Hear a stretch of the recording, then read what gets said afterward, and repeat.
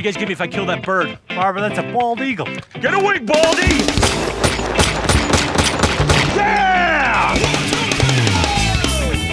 This is Wort with Mikey P, GubsRadio.com. We are live here at the Fall Craft Beer Festival in Farmingdale, Long Island.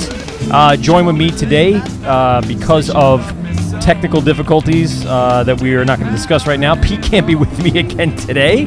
I feel so bad. It's like the fifth time Pete hasn't been on a live read, but Nicky Nucks from Queens stepped in today. We always miss you, Pete. Yeah, man, has stepped up and come in at the last minute to help us out, and yeah, I think this is going to be a pretty good day. It's a beautiful day, by the way. It is. We got a really good day for this.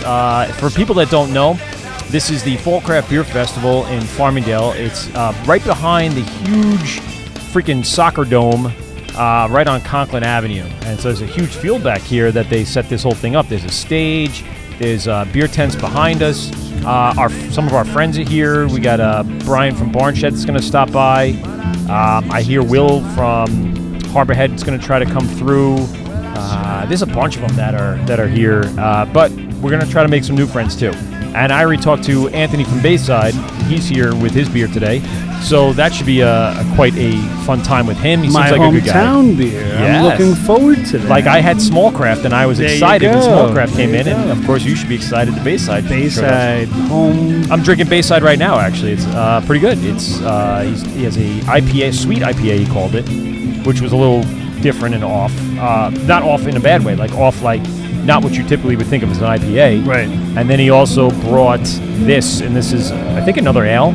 For any Bayside listeners, I had it at Pizzeria Uno on Bell Boulevard Did a little you? They while have Bayside back. Brewery there? Several months ago. Did they but have cans, or was it on tap? on tap? It was. Yeah. Wow, From what I remember with Bayside, he was only on tap at places. I think he was beginning to can a couple months ago, Right. but I don't know if he actually had a tap room. Okay. But I think you said he mentioned perhaps a tap room is Yes. open? That's what I'm hearing. He's on. He's standing there pouring, and he's talking to people about the beer. And I heard him say you can only get it in one place, and then he gave the address of the place. Maybe that's a bar, though. It could be a bar. You're right. Yeah, I mean, it could be that, or he could be looking into. I mean, I don't know if you've seen his truck, but his truck has tap handles through the truck. Okay. So On the outside. we'll give you the backstory on that, I guess, when he comes through. And he even said, I got the date wrong, so I showed up the day before I wanted to come through. And he talked to the owner of Governor's Comedy Club. And apparently they wouldn't let him sell his beer, which is fine. Yeah, I don't think they even knew it was coming, so it's last minute. If they set it up, it probably would have been fine. Yeah. But James, in his glory, he comes off a certain way to some people. We all know he's a lovable, huggable teddy bear. But to some people, like, dude, what the fuck are you doing here? I don't blame him. Well, I intimidating, don't blame James huh? at all. It'd be like, what the fuck are you doing here with your Sure, truck a full lot of of beer? characters show up over there. with no actual, like calling and confirming type of thing. It was a little weird, but whatever it is, it's fine. And so we missed him on that day. He was supposed to come through and hang out and talk with us, but as of right now, he's still out there peddling the beer wares, as they say, and he should be out there soon, and he's at these beer fests now. So I don't know if he said he was going to make it to the Nassau Coliseum Beer Fest, but if he does, I'll try to get him on as well. So we're going to try to get him on the show today. You want to go through some quick sponsors? Sure, let's Well, we're do it. actually sponsored by the Fall Craft Beer Festival here on Conklin Avenue in Farmingdale. They do have 2 upcoming events they want to promote. They are the beer, I think the Santa Crawls, the beer bar crawl, Santa Crawl thing. They're doing one in Farmingdale. They're doing it out here now. Uh-huh. They used to be in the city. No, they've been doing it in Farmingdale for a while. Oh, they have it? Yeah. I saw a few years ago Buckley wanted to do one. Okay. And they had it. It was in the library. It was at the Meatball Place. In fact, when I worked there, they told me I avoided that day like the plague. Yeah. Because it gets a little rowdy and crazy, but it's lots of it's a vomit. great- Lots of vomit from it's what a I hear in great the day, city. though. It's a great day. And I think it's not as bad as the one in on the city. par with the St. Patty's. Nah, it's not that bad. That's crazy. That's a little crazy. And there's also the one in Patchogue. So they do both of those. The event. I can see that, yeah. The event organization that does this does a couple other ones. So we'll promote that throughout our time over the course of the day. We're also sponsored by BomberJackets.com, ShirtsOnTap.com, TapHandles.com, Hartwell Woodshop, and of course, I missed one in there. I figure, Brewers Hardware. Go to brewershardware.com for all your small home brewing or large capacity needs. And as you can hear, we have a live stage behind us where we are going to be presenting, as far as I remember, the award for Best Pumpkin Beer. So one of the big things here at the Fall Craft Beer Fest of Farmingdale is they're doing a pumpkin competition. So all the breweries came with an extra 6-pack or 2 of some beer. And about the growlers, and everyone there's canned probably it? some, Yeah, I'm sure they got did be some some stuff. growlers in there. The people that don't have it canned, like they don't use Maltman or anything, or Right, Ironheart, sure. they definitely have to come through with, real cans or crowlers or growlers. And they're going to do a sponsored event, and then they're going to announce a winner based on the judges' choices. So that's very interesting. I wonder if they brought their glasses with rims on there. Rim jobs. I think it's a non-rimmer. I think it's a non-rimmer job. This strictly the beer. I think it's strictly based on the beer. Okay. And you're gonna have to use your imagination of how We it's should going have to a taste. rim job competition. I've how had it- some pretty bad rim jobs. Hey, wow. no, I have. No, I'm serious. You know what I hate? Yeah. Well, let's talk about this because Actually, we're where here you at Fall some of Craft the Beer places where Festival. you worked, I've had some. Oh. Not you personally, but No. other people that Because I don't do served it where that you've way, and I'll worked. tell you No. the way that's awful and should not be done like that. What you should do is absolutely watch the wire. Oh, there you go. Thank you. You got to make sure that you don't use honey. Honey, what happens is when it's cold, it's hard, but when it warms up, it starts getting very It's hard liquidy. all over the place. So what happens is, as you're sitting there with the beer, the glass might be cold, the beer might be cold and chilling the glass, but as that warms up over a little bit of time, all that honey with the sugar on it starts dripping down the glass. You can't even hold the glass. No, you can't. I'm not a fan of that. So you want to hear my my way of doing things? Go for it. All right, so my way of doing things is water. So I keep the glasses in a ice bath.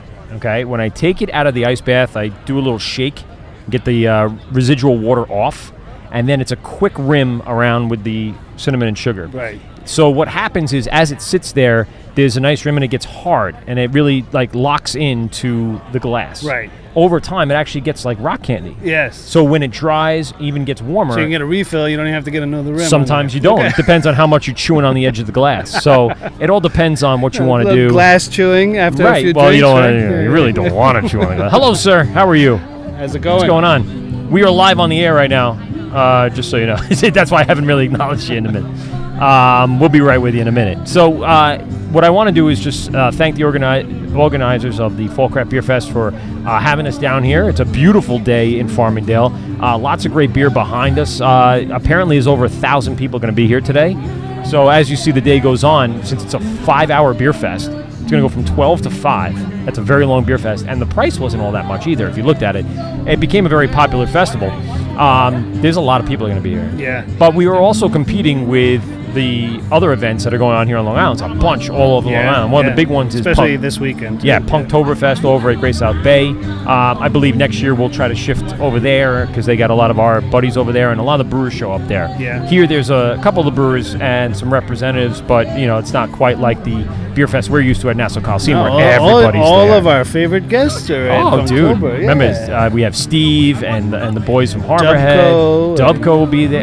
Long Island and Scott and Greg. Dude, we have a great time with all of them. So we're gonna have them on. How about Fire Island? Fire Island over there? No, too? the Fire Island doesn't exist anymore. Doesn't? It's no, not, right? They are now Ghost, and we have a brand new friend. Not really a brand new friend. We've known him for a while. Paul. Yeah. Paul opened up Ghost in the old Fire Island, so he's opening very soon. But he's also been out and about promoting and getting beer out there. He was a good guest. He was an awesome guest. He's fun. Yeah. He's a great guy. Yeah. And there's a huge collaboration out there where all the 24, 23 breweries on Long Island. So he has been representing that brand while his brewery's getting up and going and getting all the paperwork and legality done and all that stuff. So very cool stuff going on Long Island. And again, this is Secretog. You think Secretog's over there? They're over at Punktober, yeah, and so is Small Craft. Yeah, all right there. And Easy for them to get Hopwinds to. is here, but I was here, and Steve and I forget. I think it was Dave. Steve and Dave's wife. Yeah. Wives showed up with the kegs, but they're not here. They're obviously over at Punktoberfest.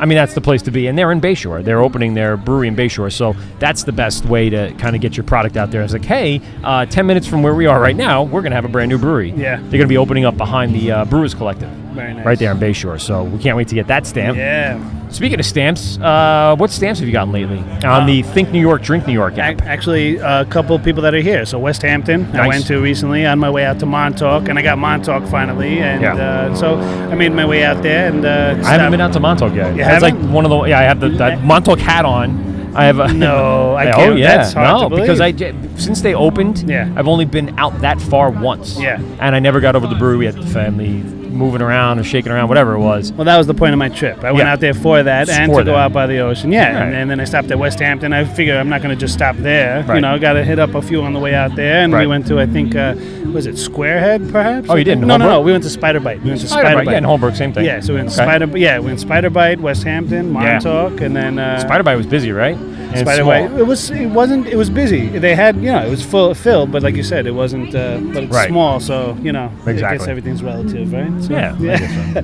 Let's see. I'll find out a few more, but go ahead. I was in the city yesterday. What's today? Saturday. So I was in the city yesterday, and there's only 3 breweries in New York City on Manhattan. Yes, on Manhattan that's Island. right. Yeah, proper. So I've been Manhattan to proper. Heartland. Yeah. I think I everyone's haven't been. You haven't been to Heartland? No. All right. Well, I went to Randolph Beer in Brooklyn, which Okay. you serve yourself. oh, That was cool. and that's a brewery, or That's is a it brewery. They brew really? their own beer, but they also Huh. have tons of guest taps, Okay. and they give you a card. Right. And you scan your card, you connect it to your debit card. Oh no, you scan your card, and it Right. runs you open a tab at the bar, and they give Okay. you a card. And at the end of the night, when you go to settle up, you give them the card that has your balance of what you've poured your beer on. Yeah. And then they charge your card for it. Huh. So it was awesome. That's interesting. It was really cool. It can get expensive fast because they Because charge you you by just- the ounce. They charge you by the ounce. How much is it an ounce? It depends on the beer. Really? So, higher percentage, higher ABVs, higher dollar amounts, Really? generally does speaking. it outline it for you on Oh the yeah, chart? everything right there, and Okay. it's all digital. Okay. And they have 2 taps there, but it's amazing. You put your card up there, and the tap opens up, and you can pour your beer. So do they give you various types of glassware to choose from then? Yes. No, they have... Like, can you grab a tulip versus a Pilsner versus a... They had only, I believe, glass? like the tulip type glasses there, but they didn't have a variety. I'm sure you may have been able to ask behind it. But the food looked great too. I recommend going, man. Shoot, Randolph, yeah. We also got to... And did you guys go over to the Evil Twin Green? Not yet. I got to go there. Well, they're right down the block from the brewery that I'm a member of, Bridge and Tunnel here. Bridge and Tunnel. So, yeah, you could hit up all three. I'm going to tell you what we did, and I think I mentioned it on the last show, but I went over to South Shore Brewery's opening. Really very cool. And while I was there, drinking with Huey and Nick, they are in Oceanside. Oceanside? Okay. Yeah, another brewery open in Oceanside. The stamp isn't open yet, but I took my picture out front, so when it does open, I'm just going to send them the manual thing. Yeah. Because I was there. I was there for the opening. Yeah. They had 12 beers on tap. Delicious. Everything was great. So they did a really good job. And what happened was the guys that were there, they were walking around, hanging out, and I recognized one, or they said something that ticked me off. Not ticked me off, but like pissed me off. Tipped me off. There you go. And it was one of the guys on Instagram, and we ended up talking for a while, and he grew up with Rich. Get out of here. From Bridge and Tunnel. Get out of here, really. His name's Metalhead Dad. Yeah. Metalhead Rich Dad. is a big metalhead. Yeah, absolutely, yeah. So Metalhead Dad lives out here, I believe, and goes to all of the festivals. He won't be here, probably at Punktoberfest, but they are in the homebrew club. Yes. So yeah, he every so often goes over to Bridge and Tunnel and helps Rich out and hangs out with him and stuff like that. Do some brewing we over were there. talking. I mentioned you, and I wonder if they're going to do a collaborative then. That's interesting because That'd Rich be very doesn't cool. do a lot of. Rich Rich doesn't really do collabs. He doesn't. Metalhead Dad doesn't really have a brewery. Yeah. He just does homebrew stuff. Right, so if they did a homebrew thing, it would be with whatever his subsidiary is. Okay. You have to have something listed out. Yeah. But it'd be very interesting to see, what they put together, because they are kind of anti-IPA. We're talking about Barrier and how much IPA they have, and I picked up like $100 worth of beer there. Yeah. It was delicious. Everything. I love it. Well, Lomax. But they get no. I had Payment is Due collab with Nightmare. Right. Shadows and Dust, which is theirs. Submersion, which is theirs. And then another collab with, I think it was Grimm. Yes. And that was delicious. Yeah. Manual Wine. Grimm is around the block from Interboro, which you could do another and little they've done a tour bunch there of too. stuff with them too. Sure. So everything was delicious, by the way. But it's always nice when the breweries open up in one area like that. Yes. You can just walk around, make a little tour. That's the point. There's a kombucha place opening. Yeah. You have Long Beach and Flying Belgium opening 2 minutes away. Right. Then you have Flying Belgium. I'm not familiar with them either. Yeah, they were in Farmingdale for a while, and now they're opening up with Long Beach. Where in Farmingdale were they? They were at Taste of New York, which was Lithology. Oh. So Lithology used to be called Taste New York. It was like a incubator for breweries. Right. And a bunch of people were at Tweaking Frog was there. All that stuff was there. And then Lithology ended up buying out the storefront, and everyone had to go. Right. But they did a batch or two here and there for them. Like they did their blonde, they did something else. So very cool. Right. But in the end, they had to find their own spot. I mean, Flying Belgium's blonde was pretty well known and well renowned, so they had to find a second spot. And then with the help of Dan Moss, who was the guy that used to run Fire Island Brewery, they're working on the Long Beach Brewery over there. So they're about 2 minutes from South Shore, who's about 5 minutes from Barrier. There's a kombucha place opening up, and it's just like a nice little hub. It is. I love those hubs. It's nice. You make a whole day out of it. Right, exactly. And it's a decent town. You got Rockville Center with all the eateries about 5-10 minutes away. So you can make a nice big day of it. Not walking per se around Oceanside, but quick drives here and there from place to place. Now, whatever happened to Jones Beach? You ever heard back from them? Yeah, so Randy was going to come in last show because we had a cancellation and hang out with us, but Randy was going upstate, and then his brother, who's also in the business with him, wasn't available. So no, they were looking into opening something in, I think, Freeport area, I think, right? Yeah, I mean, last they were time they were in there, right? The Oceanside. Yeah, it was all around that area. Yeah. So what they were really trying to do is trying to find a spot. Now, they have a, whatchamacallit? There is a firehouse that they brew out of. I was trying to think of what it was. Right. A nice big firehouse that they were brewing out of, and then they were supplying the beer for Firemen and beer. They love it. Like just over there, like over in Hicksville. Was that goes together. The shed? Was that who's that? Barn Shed, right? Barn Shed. They're here. Yeah. He's a fireman. Yeah. Right there on Lauman Lane. Yeah. And so they were brewing in the firehouse, and I think they're still doing that at this point. but they're still going through with the town and stuff like that. I kind of quickly DM'd them and was going back and forth on They Instagram didn't just blow about up it. their spot. Holy crap! No. He said that on our show. That was all on our Okay, show. it's out there. It's out when there. he was on the Okay. first time. As long as it's out there. Yeah, it's out there. Okay. No, he was great. We had fun with him, and he's always been asking to come back on the show. So All right. I was like, "Yeah, come back on the show. We'll have a good Yeah. time. It'll be fun." It's a good time. Yeah. But he couldn't make it that night, and then we reached out to a few more other people, but it was last minute. It was like not even 24 hours. Right. So it was tough to get him. We did a great show otherwise. We actually had a nice big phone call list.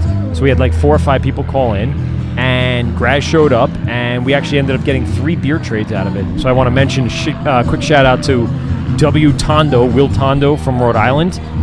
Give a shout out to the beer narrator. I forget offhand his full name. Scott B. He's the beer narrator, and then IG handles. That's all. That's Yes. how everybody. No more I know names. first No names. government names. What's your name? I'm government the name. brunette. The brunette out in LA. That's right. At the brunette. At the brunette. Yeah. Her name's Laura or Lauren, and she sent us a package. Our package should be there either today or Monday, and they sent us some really cool stuff. They sent us a Trillium Monkish collab, which I'm fucking excited about. That's going to be delicious. Rebel Kettle sent us an entire box of beer. So they're going to be on the next show, call in. Our next show in studio, by the way. That's their IG handle, or who's Rebel Kettle? I'm not Rebel familiar. Kettle from Arkansas. It's a brewery in Arkansas. Really? Okay. Yeah. I said call. I was just reached out to them on Instagram, and I said call in one night on one of our shows. They're like, well, maybe it'd be a good idea if we sent you beer and you could drink on the show with us. I'm like, yep, Yeah. please do. So I actually brought a crowler of Rebel Kettle here just to kind of have and to promote a little bit while we're here. So they sent us a huge box of beer. They sent us a mixed 6 plus 2 crowlers in the mail. Awesome. So I got 4 packages of beer Amazing. on my doorstep in 2 days. Yeah. Yeah, it was amazing. A lot of beer, a lot of good And they're shit. going to be calling in when? When are they calling in? They're supposed to call in November 4th. We have a show with Great South Bay. Are you going to have any left by the time they call in? Probably not. It's only 6 beers. They Those wanted go you to really drink quick. with them. Those go really quick. They wanted you to drink with them. I know. Well, I said, they're not going to come to New York. I'm not going to Arkansas. on the so I don't know. phone. So then. Oh, you could no. We're just- going to wait for them to call in before we crack their beer. Because that night we have Great South Bay in studio. Well, that's what I was wondering. If we you were should gonna have plenty of beer with Great South Bay. And then we're going to have them call in around like the 9-10 o'clock hour, probably 10 o'clock hour, and hopefully do some time with them and then share the beer with everybody. We'll have everyone in the studio and they can all talk and hang. So it'll be a good time. Yeah. So again, let's take a break and get some guests on this fucking show, since it's not just you and I bullshitting about stuff. We got a lot of Nobody stuff. wants to hear from us. Well, that might not be true. Not from me, from you. We have some responsibilities here to do some show. Of course. As opposed to not doing some show. Some crazy people. We got our neighbors over here, Never Cared Apparel. They're going to come on the show and promote. They got skateboards and stuff, so right up my alley. Over here, I forget, what was her first name with the chips? Karen? I forgot. She looks like a Karen, you're right. But we'll have her on the show. She has the Farmer's Pantry cornbread crisps that she'd like to promote. And, of course, we'll get Brian from Barnshed, Anthony from Bayside, hopefully talk to some people from... who are we talking to? We're going to talk to the guys from Jamesport Harbor, or Jamesport Brewery, rather. That farmhouse? Is that Jamesport? Jamesport Farmhouse Brewery? Farm Brewing. Yeah, I was meant to get there. I haven't been there yet. If you go now, you're screwed. Yeah. It's all the... all the fall foliage people yes, there? Yes, all sure. the pumpkin people. Sure. And Sure. absolutely. Sure. Go in November and December, it'll be dead, and you can enjoy the beer. That's why I waited to go to Montauk till Yes. after Labor Day. That's why I went. Yes, I went that's a like good call. 2 weeks after Labor Day, and it was Yeah. perfect. It was a nice ride out there. 100%. Yeah. And then Great South Bay would be November 4th, but we're going to be doing a live show at Nassau Coliseum on November 2nd for the Great Beer Expo. And we'll be there live, hopefully streaming this time. And hopefully from- Pete will be there. If and Pete not, will I'll there. be He- there. He said, one way or I'm going another." to put my wife in the hospital and my kids in babysitting if I have to. It's fine. He'll make it to November 2nd. He's not going to miss another one. I'm not going to miss another one. It's fine. I don't care. And I'll be done Listen. with Sober October. Oh, yeah. folks. So this is going to be, now you're going to be in rare form. I'm going to just say it right now, throwing it out there. Everyone enjoys Sober Nick right now. Yeah. Sober Nick is going to be comprehensible. Yes. He's going to be legible. I'll just be more fun. I'll just be more fun. Yeah, you'll be a lot more laughing and loud, but it'll still be fun. A lot more loud, that's for sure. If I'm not loud enough already. All right, so let's take a quick break. It's the Wort with Mike at PeteGovsRadio.com. Again, we are live here at the Fall Craft Beer Festival in Farmingdale, New York, enjoying ourselves. We'll be right back after this. Govs Radio. This is the Wort on Govs Radio. Well, it's the Wort with Mike at PeteGovsRadio.com, live here at the Fall Craft Beer Festival here in Farmingdale, beautiful Farmingdale, Long Island today. Joining us at the table is Anthony from Bayside Brewing. What's going on, buddy? How are you? Not much, man. Thanks for having me on the show All right. today. Having a Thanks. blast. Yeah, man. So you were supposed to be on our show a few months back, and we got the dates mixed up, and ended up we missed you that time. So I haven't had the beer until today, and you and I were talking out in the parking lot. I was getting kind of excited for what you were pouring, and I sat on the line like every other patron should, just to make sure that I get the full experience. Had both the both beers. So why don't you tell us a little bit about the brewery and what you brought today and what you ran out of today. That's how you're even able to join us at the absolutely. booth. So I brought you over the Bayside Ale today. That's our standard beer.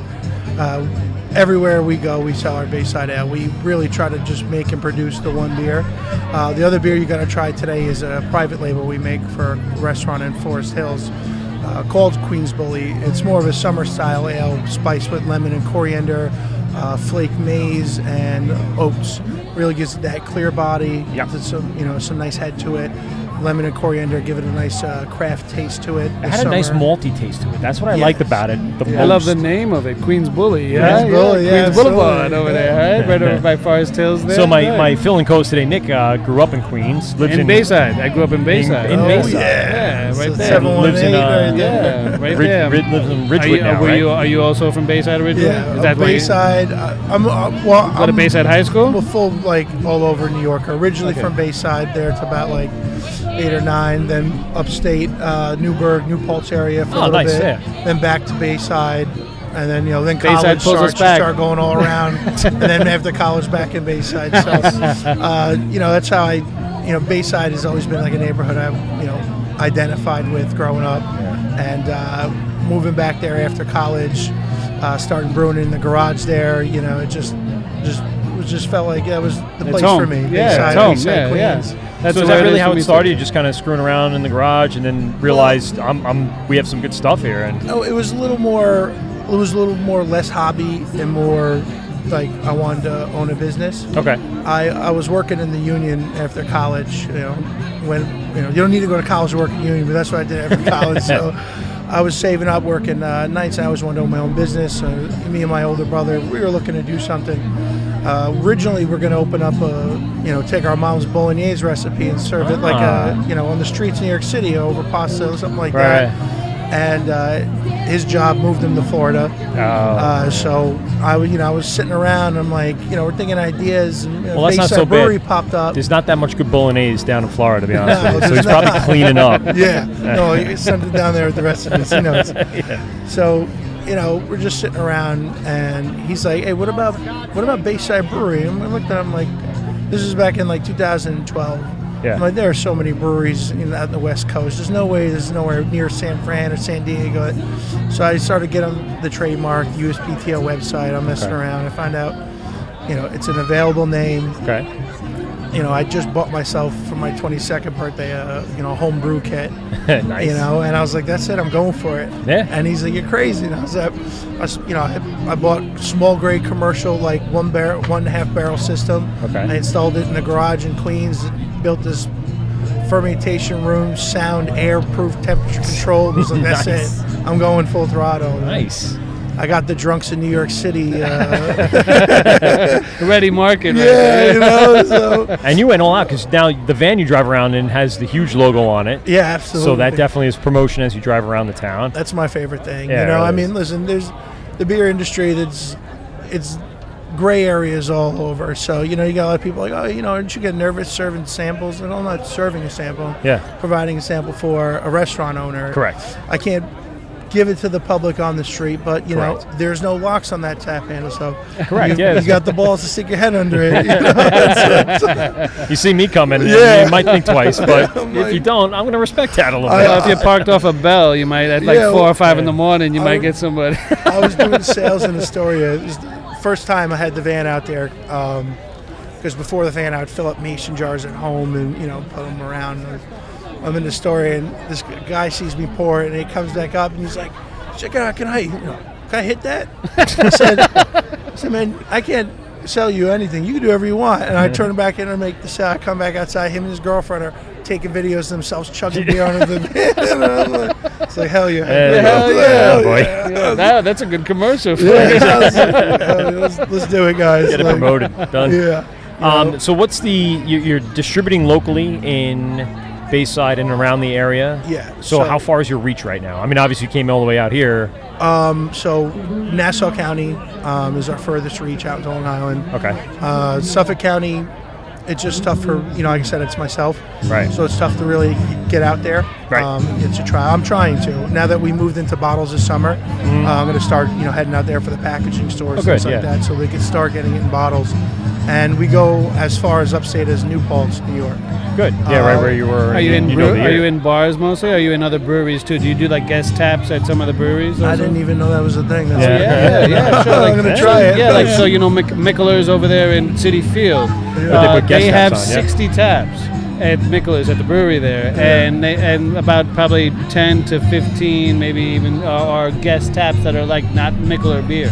Yes. So you can, so a lot of some breweries do that. They'll have like a couple of handles just for another brewery there. So you talk to maybe some of these guys here. Even, I was talking to 317 Main Street. They were super excited to, they love the beer. So, hopefully we can get a spot in there before they, get a nice launch. But bars, restaurants, pretty much just about it right now. Sure. Yeah. Locally in Queens, outside of Bayside, you can find us in a lot of places. Yeah. Forest Hills, Long Island City, Sunnyside.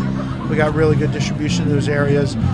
Bayside, the local neighborhood itself, pretty limited distribution as far as like local-wise. Just in a couple places, it's pretty tight over there with distributors and the bulk discounts. Those popular areas, Bell Boulevard, here at Farmingdale. Right. It's for independent guys like that. It's kind of tough to compete a little bit. But we're breaking in there. It's about snagging the smaller, at least in Bayside, getting the really small local places to really kind of build the word of mouth. So those higher volume places, kind of just at that point. Right. Now you're canning too. Now you're canning. Bottling. And I think that'll help you with your reach too. Right. Being able to bottle and then get it out and have a product to actually have instead of just like a guest tap or have something like that. The bottle launch was exciting. I really for years I'm like, I'm gonna either open up a tap room or get this beer out by the 4th of July. It's gotta happen. It's gotta happen. Obviously, tap room never happened, but luckily the bottles we were able to get dropped the weekend before the 4th of July. So that was, for me, I was like a little personal win, having everybody drinking the bottles at the barbecues. Yeah, that's pretty cool. Stuff like that. It was cool. But like a milestone. In the progress. Yeah. Absolutely. Just where like do you a visual thing. Where do you do your bottling at? So was doing it at CB Craft Brewers. Okay. They don't exist anymore. They actually went out of business last month. Oh. Yeah, he called me up and he's like, "Hey, we're out of business," and I was like, "Oh, I'm sorry." He's like, "Well, I'm sorry." I gotta find somewhere to make my sorry beer all now. around. And they had a much larger system, correct? I would imagine not a half barrel system. Exactly. Yeah. I mean, they had 60 barrel tanks with a 15 barrel system. You just brew 3 or 4 times in a day, fill it up. And I reached out to a couple places here locally. Yeah. I got no love. Yeah, well, it's hard because they're all, if you're not full contracting, like at GSB or Long Island or places like that. I was going to do full contracting with Greg. Well, whether a contract or not, I always come to brew the beer. Okay. It's just what I do. Yeah. Whether I was doing it in Rochester or I'd drive 6 hours, I'd brew. Obviously they have their professionals on staff. I'm there to make sure everything's going well and get my hands in there. Right. It's about, there's a little spirit inside of a beer. It's definitely one of those things I always found that was like crazy. Like, here's my recipe. You guys do it and distribute it for me and get it out of here and everything. It's like, it's tough to let go of your baby. Yeah. Especially as small as you are. Like, all right, if you're in 10 years and you got, East Coast distribution, you're like, yeah, go ahead, just make it. Well, yeah, Thanks for the money. That point, But at this point, I mean, it's so young, it's so new.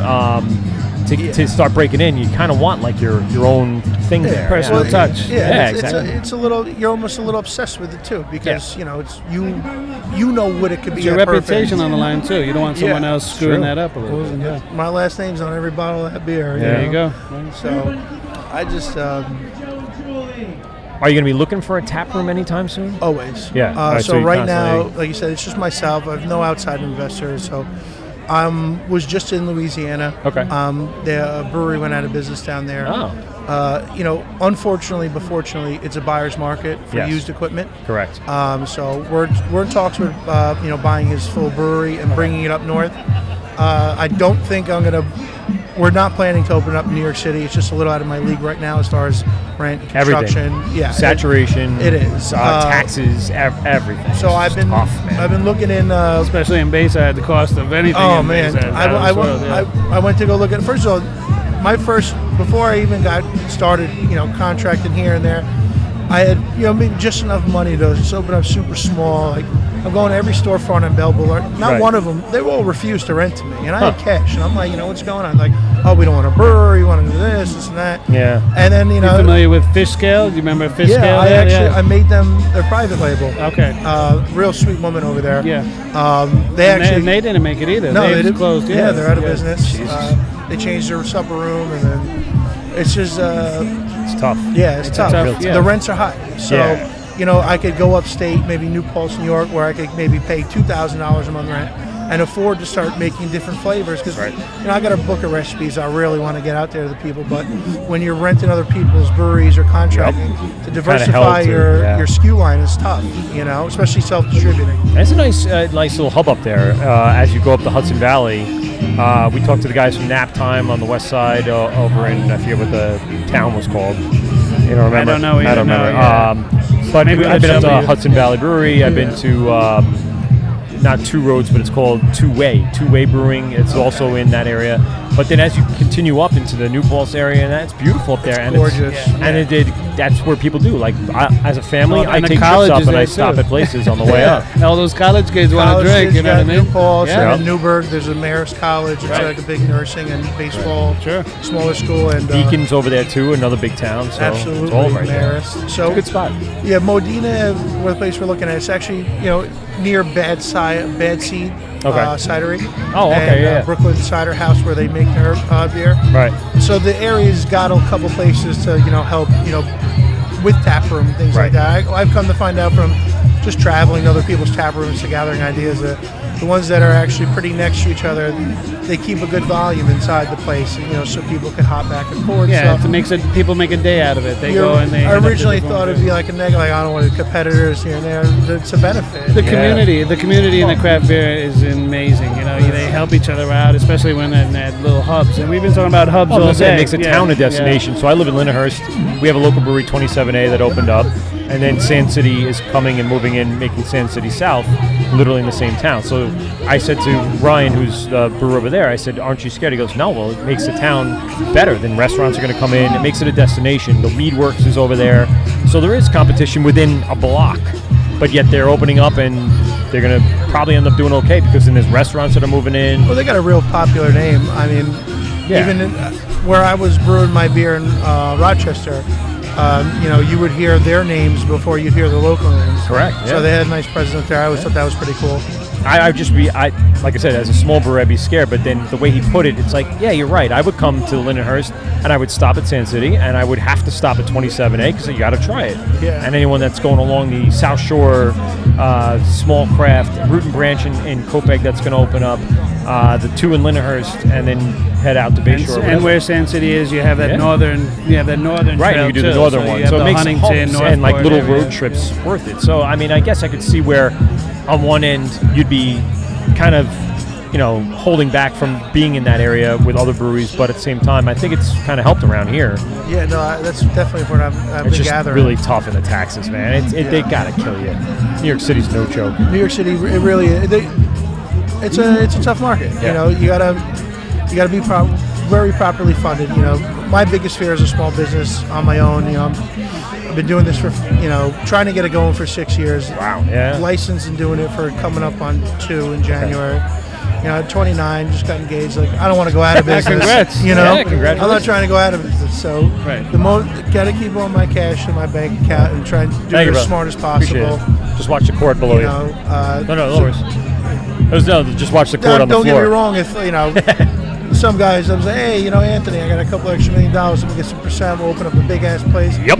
Okay. Yeah, but that's I'm not holding my breath. Right, exactly. Sure. That was nice. You dropped some essential water. I guess they're sponsoring the event. You kidding? Must have heard how dry my mouth was. Join the club. He's been not drinking all day, so he's had some. I'm doing sober October. That's why I didn't have your beer before.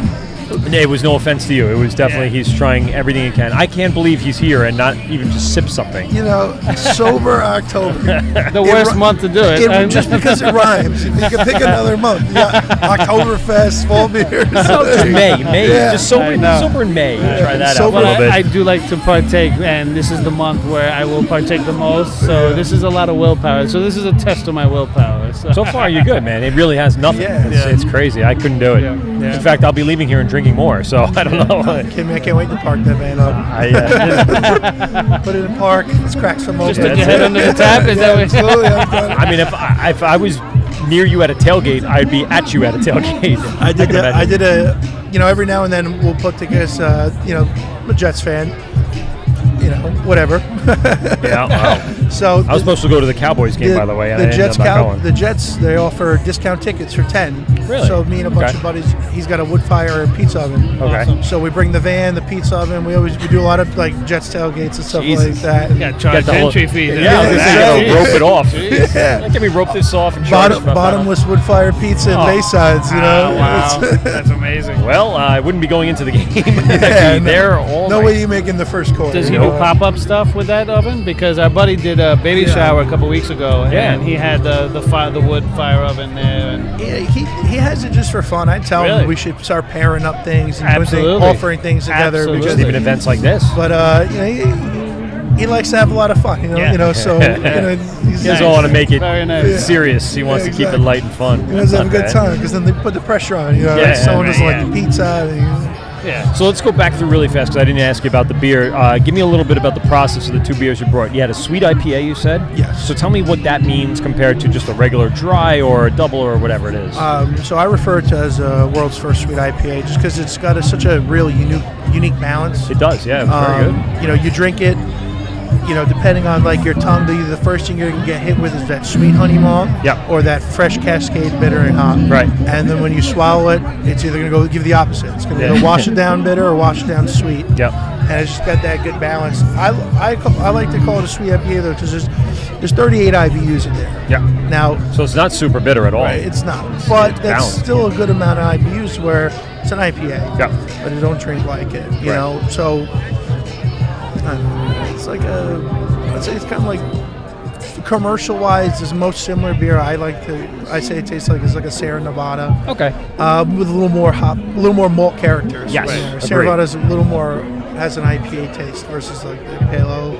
More of a hoppier. I like maltier beers personally. I mean, as much as I like my regular IPAs, I like a good malty beer. I like a Marzen. I like Oktoberfest. Something that has a good backbone to it. Love Oktoberfest. Just snap that IPA right to the back of that, and I'm in. That was good. Yeah. And then you had you said Queen's Bully, so that was lemon and coriander. Yeah. And so it was super simple base recipe. So. What is the base? The base is ale or just it's an ale. Pilsner? Or, I call it an base is Pilsner malt. Okay. So I call it an Alesner.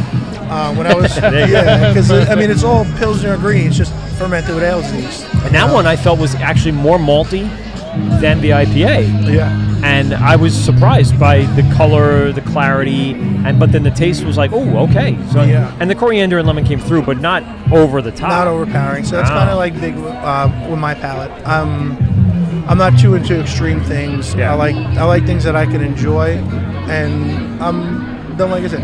I like hot stuff. Want to be able to have a few. I don't like a lot of crazy hot stuff. Right. I like to have a nice balance and stuff. Absolutely. So with the Queen's Bully, when I was building the restaurant with their chef, the recipe. The guy who said, he goes, they originally wanted something more PBR based. Right.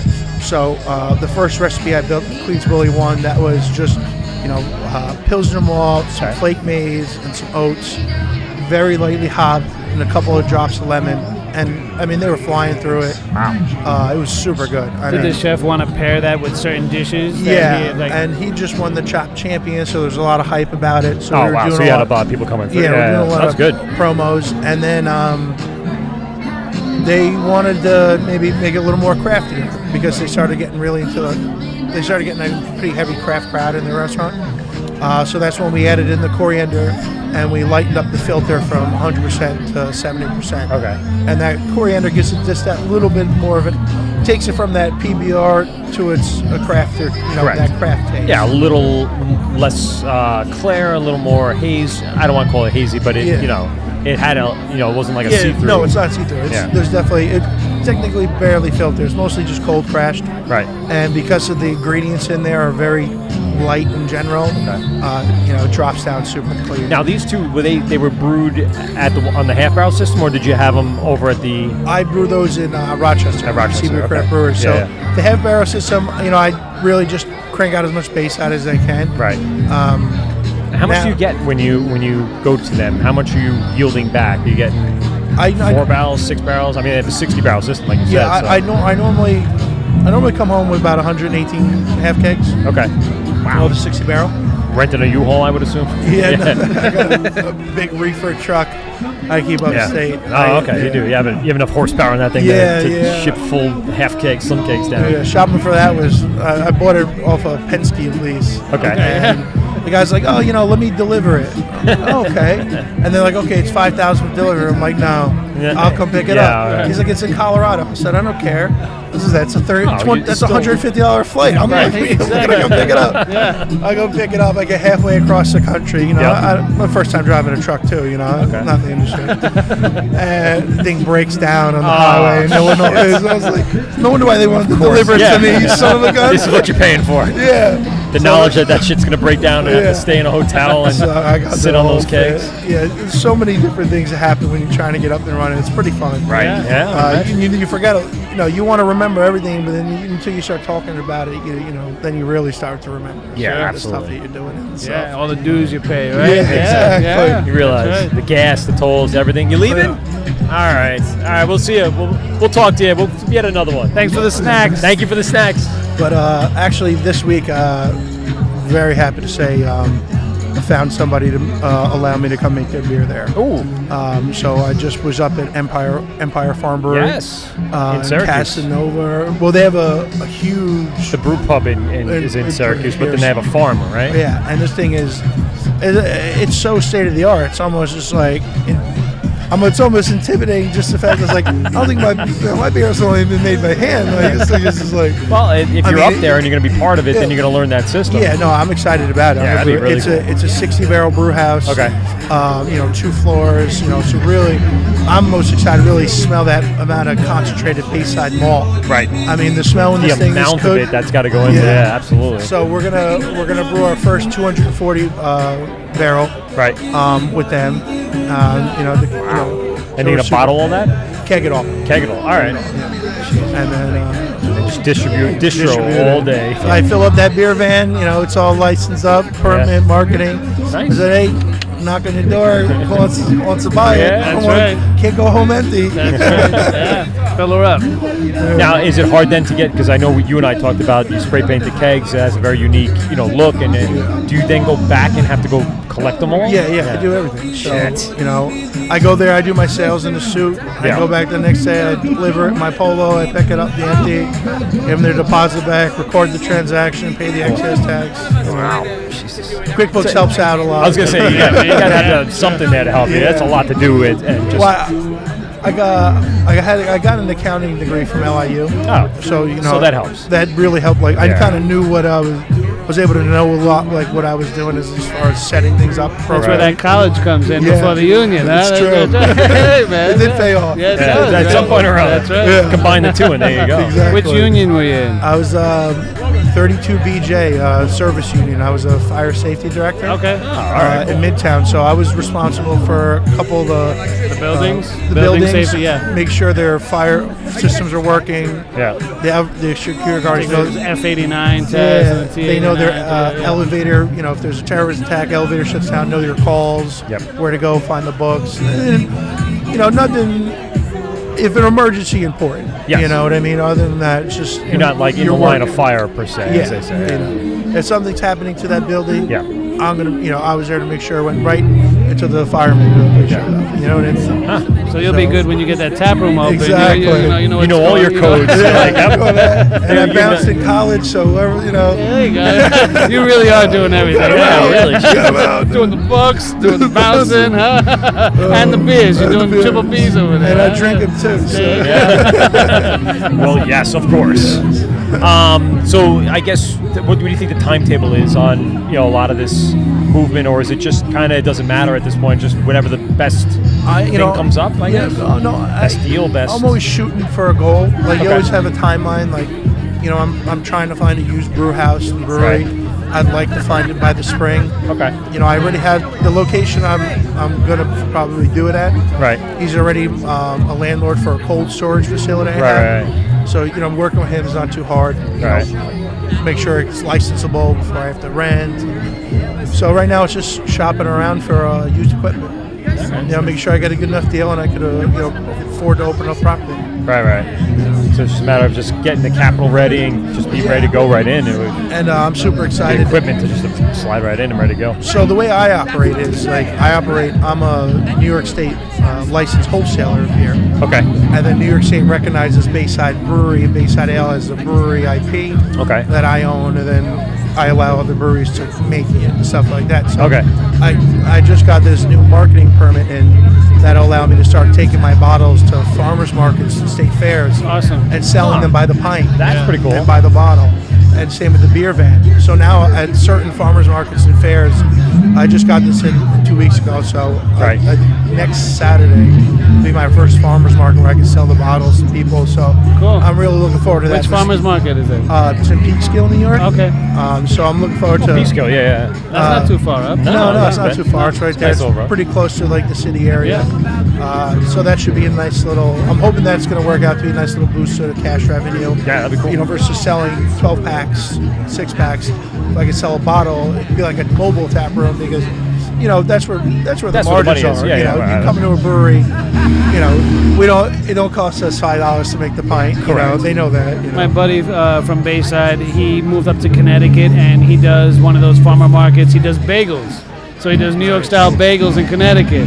So, you know, if you're up in that Stanford area there, people probably lose their shit over that. Two Bayside guys over there, get some beer and bagels. Beer and bagels. There's a festival right there, I can tell. That would kill it. I'll give him a little plug. Eric's Bagels There you go. in Stanford, Connecticut. He's online only right now, too. Somebody does the farmers markets and things like That's that. exciting. Yeah, absolutely. Yeah, I'll reach out to him. Yeah. I'm always trying to make connections in different ways. It's all about networking in this industry, as we kind of find out over the course of the last year and a half, just to get out there on the social media and go to events like this to get the name out there. 100%. It's all about that. The second I stop doing events, you know, if you have, like, you say that, you know, personal life, just like mad shit going on, you got to kind of make sure that gets done. And then, like, you know, just in those, like, let's say 4 days, you're not posting as much. Like, the next time you post, it's like 5-6 less likes. Yeah, you know what I agree. If you're not constantly saturating, you got to be very assertive. Actually, You have to have a big presence out there. And even with this, like,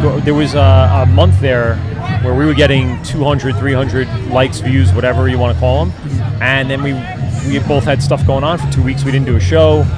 20, 30, 40. And I was like, wait, what just happened? What just happened? Where'd everyone go? We're still posting, everybody. We're still doing stuff. A week went by. What do you mean? Yeah.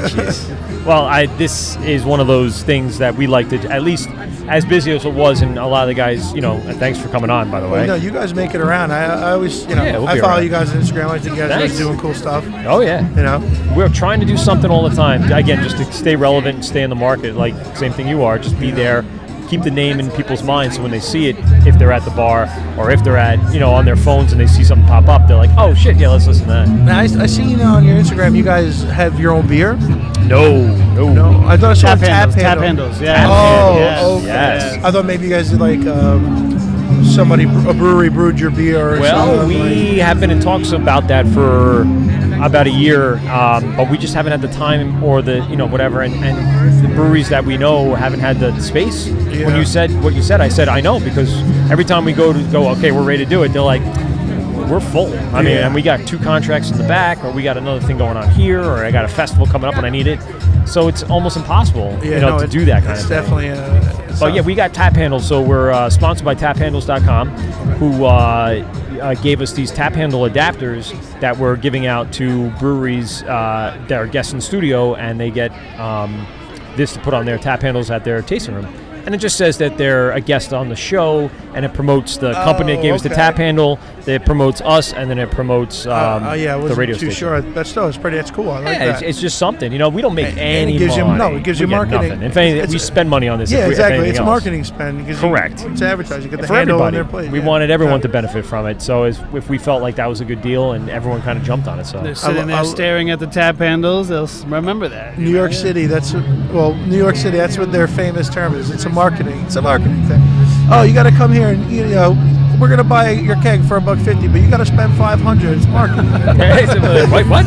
Marketing expense. Yeah. Okay, That's not that way that should work. I was make it more reasonable, and I'll be in like $200. Exactly. And or maybe I'd say buy 2, and I'll come in and get the first one moving. Right. If it's a restaurant or a bar that could do it as well, then it makes sense for you to go through one if you're going to get 2, and then I'll, that makes a whole lot of sense. In my experience, it's, if the owner of the restaurant or bar in New York City is, if he's a present owner, it's a very easy sell. Okay. We're both owners. I'm doing this. You don't. Most of those guys don't need to show up to their job every day. Right. But the ones that are doing they're more prone to give me a shot versus like if I go into a place and it's a college kid who's been working out of college for 5 years with a restaurant degree. Yeah. He wants the Yankee tickets from Manhattan. He wants all that stuff. He does. He tells me get out of here. Exactly. I'm coming up like you are. Exactly. Let's do this together. You want to do it? Give me a shot. When you get an owner in New York City, they're actually very friendly, very easy, much more down to earth than you would expect to work with, versus any type of middle management. Right. Really, they're not really into giving the guys like me a shot. At least some are, but it's a much harder sell. Absolutely. Yeah. They're looking for stuff. They relate to you more, those owners. Yeah. Oh yeah, 100%. Well, awesome. Thanks a lot for coming on, man. Oh, man, I'm happy to do it. Yeah, this has been a fun day. I think we've had a lot of people come through. We've had a lot of patrons, so we're just waiting for some of you guys to kind of. Yeah, you guys are so busy. We started having. Well, he was so busy he ran through all his beer. Yeah, I mean, I've been ran out of beer. Burned through an hour 2 slims and full. So that's awesome. crazy. That's a great thing, though. Huh? Yeah. At one point, I'm like, I had to call people in. I'm like, I can't say this thing over and over again. I'm always shouting. Everyone, just gather around. Come closer. Yell it out once real loud. I see some of the others that are like IPA, Goza, go. Yeah. Like, lager, Oktoberfest. What do you want? Chick, go. Well, you spend the time. That's definitely good. Spend the time and make sure everyone knows what they're drinking, and that's what's going to convert a lot of the people that we talk to. Well, that's why I come to these things, because you know what? The amount of compliments you get, not just on the beer, but about, hey, you know what? Hey, you dress nice. Hey, you know what? I'm glad. I was there for that. Yeah. Yeah, I'm glad you're explaining these beers to me. This is mostly reps. Yeah. It's just me, so I make sure I come. I want them to feel personal. Right. Yeah. It's a New York City thing. You walk in, even if you met the owner 3 times, but if he gives you a head nod when you walk in, you feel a little better about it. Absolutely. At least you're recognized, right? Yeah, exactly. And And appreciate this way, it. when you're talking with your friends, like, oh, I know that owner. You might not really know him, but he gives you a head nod. Right. Yeah, and exactly. Then your friends, it's like it goes like that. That's the way it goes. Sure. And I'm sure they want the feedback too. You know what I mean? Yeah, you want the feedback also. Absolutely. Yeah. Sure. Why don't you give us the big plug? So where can people find you on the internet, the intertubes, and the social media, and where can people find the beer, in the area? All right. Yeah, absolutely. My best place to find bottles is Belmore Beverage and Canned Soda over there in Belmore. Always dropping fresh 12 packs and 6 packs there. So fairly local. That's good. Yeah, we can you can see me there 3 weeks from now. I'll be doing a pint glass giveaway with the purchase of a 12-pack. Nice. And some live sampling and things like that. Awesome. And you'll be at, if you check out the social media, I'm sure people can see the postings so for that. check us out on Instagram, Bayside Brewery, or Facebook, Bayside Brewery, or our website, thebaysidebrewery.com. You can find all about our beers. Did someone have Bayside Brewing Company? And then you started. So when I trademarked, it's a dick move for people to do I that. trademarked Bayside Brewery. Okay. So I go on to the next website because I do everything myself. Yeah. Go to the next website to buy the domain. I call them up. Hey, this domain's not available. I just got the trademark approved. This and that. Oh, that thing was bought, 7 hours ago. So I'm like, how does so, like, then it comes to find out there's these bots that let people know when your trademark it, they it'll immediately know, and then they buy the domain. So this guy from California tried to sell me my domain for $4,000. I said, fuck I could put the in front of it. Right, I'll be fine with it. Yeah. Fuck you. Yeah, absolutely. Get the fuck out. Yeah. I'm not going to be extorted by nobody. No. Not going to get me. We're in New York over here. Yeah, hey. We know what this is over here. Come on. All right, well, thanks again for coming on, Andy. I appreciate it. We'll get the word out to everybody, and thanks a lot. Yeah, absolutely, man, guys. You guys keep plugging along, and thanks for thinking of me. Awesome meeting you, brother. Take care, man. This is the Word on Mike at PeteGunsRadio.com. We're live at the Long Island Fall Craft Beer Festival in Farmingdale, New York. We're starting to wind down here, but it does not look like the lines have wind down, so maybe we'll get somebody else on before we go. If not, I don't give a shit. This is the Word on Mike at PeteGunsRadio.com. We'll be right back after this. You're listening to Govs Radio, internet radio versus whatever that alien shit is. Whose idea was this anyway? Hey, it's the Word on Mike at PeteGunsRadio.com. We are live here at the Fall Craft Beer Festival in Farmingdale, Long Island. We were just walking around for a little bit. Nick and I were hanging out. And who came to our table but the winners of our giveaway? Here's Emily and Sal. Why don't you tell us a little bit about yourself, where you're from, and why you like this event so much, and why you didn't choose Punktober over this. That's what I want to know. They can't hear you. Oh, you can't hear me? Oh, well, let me turn up your headphones. How about that? There you go. Let's do that over again. Hold on. Restart. This is the Word on Mike at PeteGunsRadio.com. We are live here at the Fall Craft Beer Festival in beautiful Farmingdale, Long Island. We are broadcasting live from a very beautiful day. We are very happy to be here. And as we were hanging out, winners of our ticket giveaway on, I guess it was a couple weeks ago, right? Sal and Emily won the tickets for the Fall Craft Beer Festival. So you were here on the arm, as they say.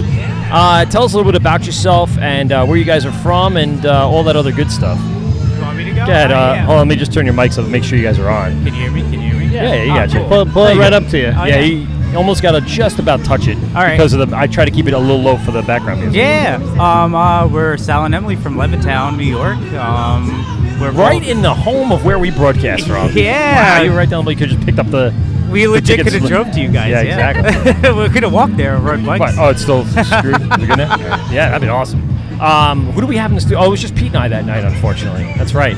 That's all right. We had a cancellation, so we did it solo. We do that every so often. But tell us, how you heard about the Fall Beer Festival, how you heard about our show, and I listen to you guys all the time. Get the fuck out of here. Yeah, I listen to you guys all the time. Shut the fuck you up. guys are the That's shit, man. awesome. Like, I was like, Holy yo, shit. I was like, A listener. Emily, we should try to get Every these so often tickets. we get people that listen, and that's Yeah. awesome. So how did you even find us? I just looked online, man. Really? I was just like, yo, beer podcast like Long Island, and Shut you the guys fuck came up. up. Yeah, Awesome. 100%. There's, great. I think there's 3 here on Long Island. I would say we're not necessarily the best, but we're the best produced. I meaning love how you guys set up your show, like where you talk about the brewers and stuff. I think you guys do like something different. Like I don't know. I just feel like it's very open, and everyone goes and hangs out and has a good time. It's never like It's very informative also. Yeah, it's informative. Yeah, Well, 100%. That's part of what we tried to do. Oh, she's good. It was my fault if I have it down on 3. I think you just nailed it on the head. Our concept when we first started out was just hang out, relax, and get the backstory. I think I've said it a few times on air, but for the most part, a lot of people that go to these breweries, they don't have a chance to sit with the brewers 100%. and ask them about the beer. And as much as some of these brewers love to nerd out, they also have a personality. Yeah. They also come from various walks of life. It's just so interesting to Pete and I, and this is not Pete, by the way, as you know. not Pete. Nick's filling in. Pete had a family emergency today. Okay. I'm just a fill-in. Sorry to hear, but good fill-in. Yeah, I try. Nick's been with us on a few live shows. Went to AC Beerfest with us. Nice. Definitely comes on at the Nassau Coliseum Beer Expo, which we are giving away tickets for as well on our next show. Awesome. Or maybe just online. I don't know, actually. Shit. So keep an eye out on our social media for that. I will definitely keep an eye out for that. I never been. This is my first beer fest. Get out of here. Yeah, I swear to God, I never been to a beer How fest. old are you? Oh, well, I I'm feel 33. really good that we gave you guys Yeah, I'm the 30. tickets. I really do. I never been to a beer, and I love fucking beer, man. Yeah.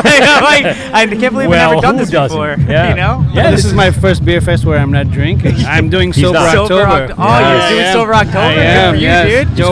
Joe Rogan inspired. Yeah, me. dude. So, I'm trying. October's such a hard month to be sober. It is. Oktoberfest. Picked a hell of a month to pumpkin stop beers, drinking, didn't you? This is my favorite beer season. It's Yeah. like every freaking lager German style. The way I beer. explain it, It's the way I great. explain it is, I love beer so much. I think this was a good time to do it. Yeah.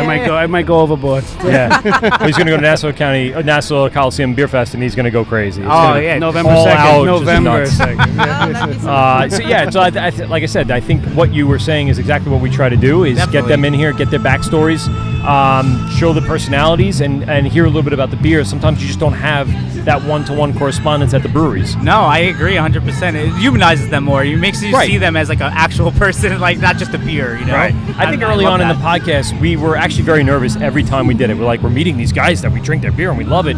After a while, we realized they're just dudes Yeah. or girls or whoever we get on. Everyone's pretty cool, and no one's ever been a dick. So No.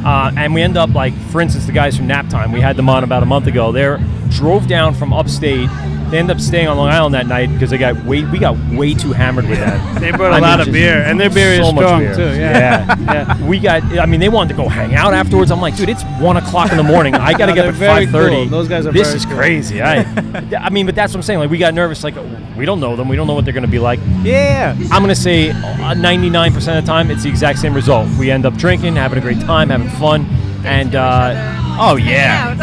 And as much as Pete and I love beer, we're not that well versed in brewing per se. We're not really. We both dabbled in the home brewing stuff, I am whatever the the same kids way. are and stuff. And we were like, all right, this is cool, but I don't want to do this for a living. These guys take it to that next level, and it's just amazing. It's inspiring Yeah. almost. Like, It really it's is. like they have a dedication to something. And I tried it once, and I was like, I can't do this. Well, I mean, just let's take Brian Tried from Hard homebrewing? Shit. Yeah. Yeah? It's so hard. It's not hard. It's hard, but it's like it's Tedious. It's tedious. Yeah. Exactly. That's a perfect word for it. And It's if like, you miss or you screw up one little element, the Yeah. whole thing's screwed up. You're like, 100%. just throw it all out. that's why I appreciate it. It's like it's Right. a commitment, man. It's like Mike you did gotta it do once. it. You've done it. I did a before. few times. Yeah. I just It's no, pretty good. Just not my. Yeah, it was all right. the stout was okay. It's not what I would was. enjoy personally. The stout was the best one. Okay. I think I still have a couple of bottles. Yeah, of you that were giving somewhere. them away. Yeah, I took had a some few couple of home. bottles of that. Stouts. It's starting to become stout season now. I man. know. I'm fucking excited love about it. It's one of my favorite styles. Stout, porter, brown. I love bars and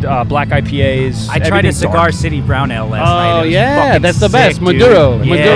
That's Oh my my favorite. That's one of my God. favorites. They're in Tampa. They're in Florida. Oh, so they're I really so like them. good. For a very warm state, they produce a very good dark beer. I know, right? Such a It's They different do an thing. they do an oatmeal raisin brown too. So if you're out there, you look for it. that's They right, do I an have heard oatmeal that. raisin I brown, never but had it that. doesn't. But it doesn't compare. The Maduro brown. That's the shit, the right? top. Yeah. 100%. So last show we did a couple of beer trades from the phone calls that we got, and the brunette from LA sent us Lost Abbey's quad. That's brewed with raisins. So it's like a Belgian quad brewed with raisins. It's going to be ridiculous. That sounds interesting. It's 11 or 12%. Wait, I was going to do. What's the alcohol? Yeah, it's 11 or 12%. Yeah. That's not sounds crazy. that's a sipper. That's not a drinker.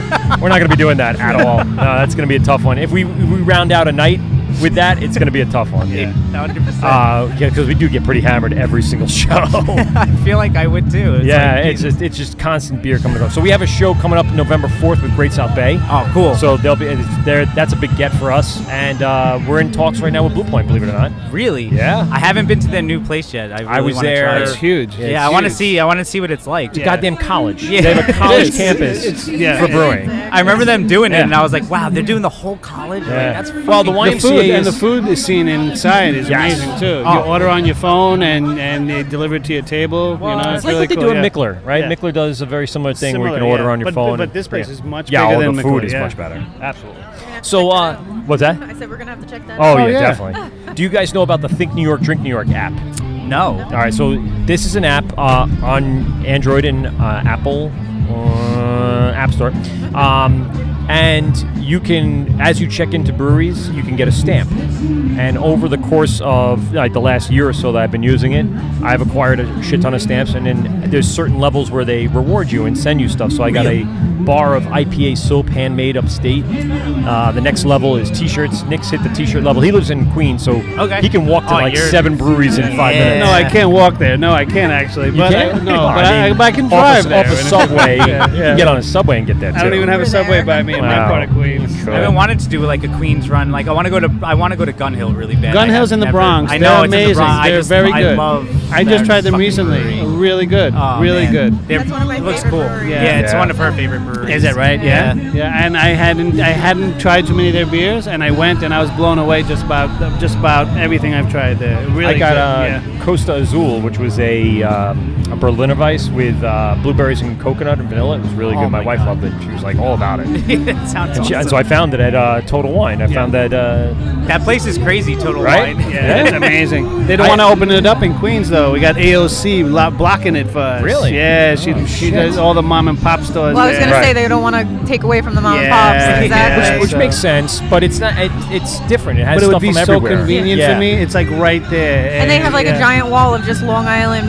beers and whatnot, so it's like wonderful to go and like be like, what do you want to taste? It's amazing. Get some Dubco, get some Montauk, or get some Secatog starting a can, and West Hampton is in there. Believe it or not, they don't have too many Queens breweries in there though. Some of the ones that I like, I don't have them in there. Like, have you guys heard of Finback before? Yeah, I love Finback. Finback is amazing. That's one of my favorites too. Yeah. You know where to get that. You guys live in Levittown. Go down to Kopek's Fine Fair. I found Finback in Long Beach. Did you? Oh, did nice. Yeah, when I was in Long Beach, I was like, holy shit! I'm like, they had cans of it. I was like, holy! I went. So we have the cabanas, the Malibu cabanas over there. We go there for the summer most of the time, and I was like, oh, I need beer. I like went to the shop. I was like, oh shit, they have Finback here. Yeah, Finback is out of this world. Out of this world. And then they got the Evil Twin, which is like that international. But then now it's New York City. They just opened up there. And then if in that same area you have Queens Brewery and you have Bridge and Tunnel, which I'm a member of too. Here I'm wearing them on my jacket here.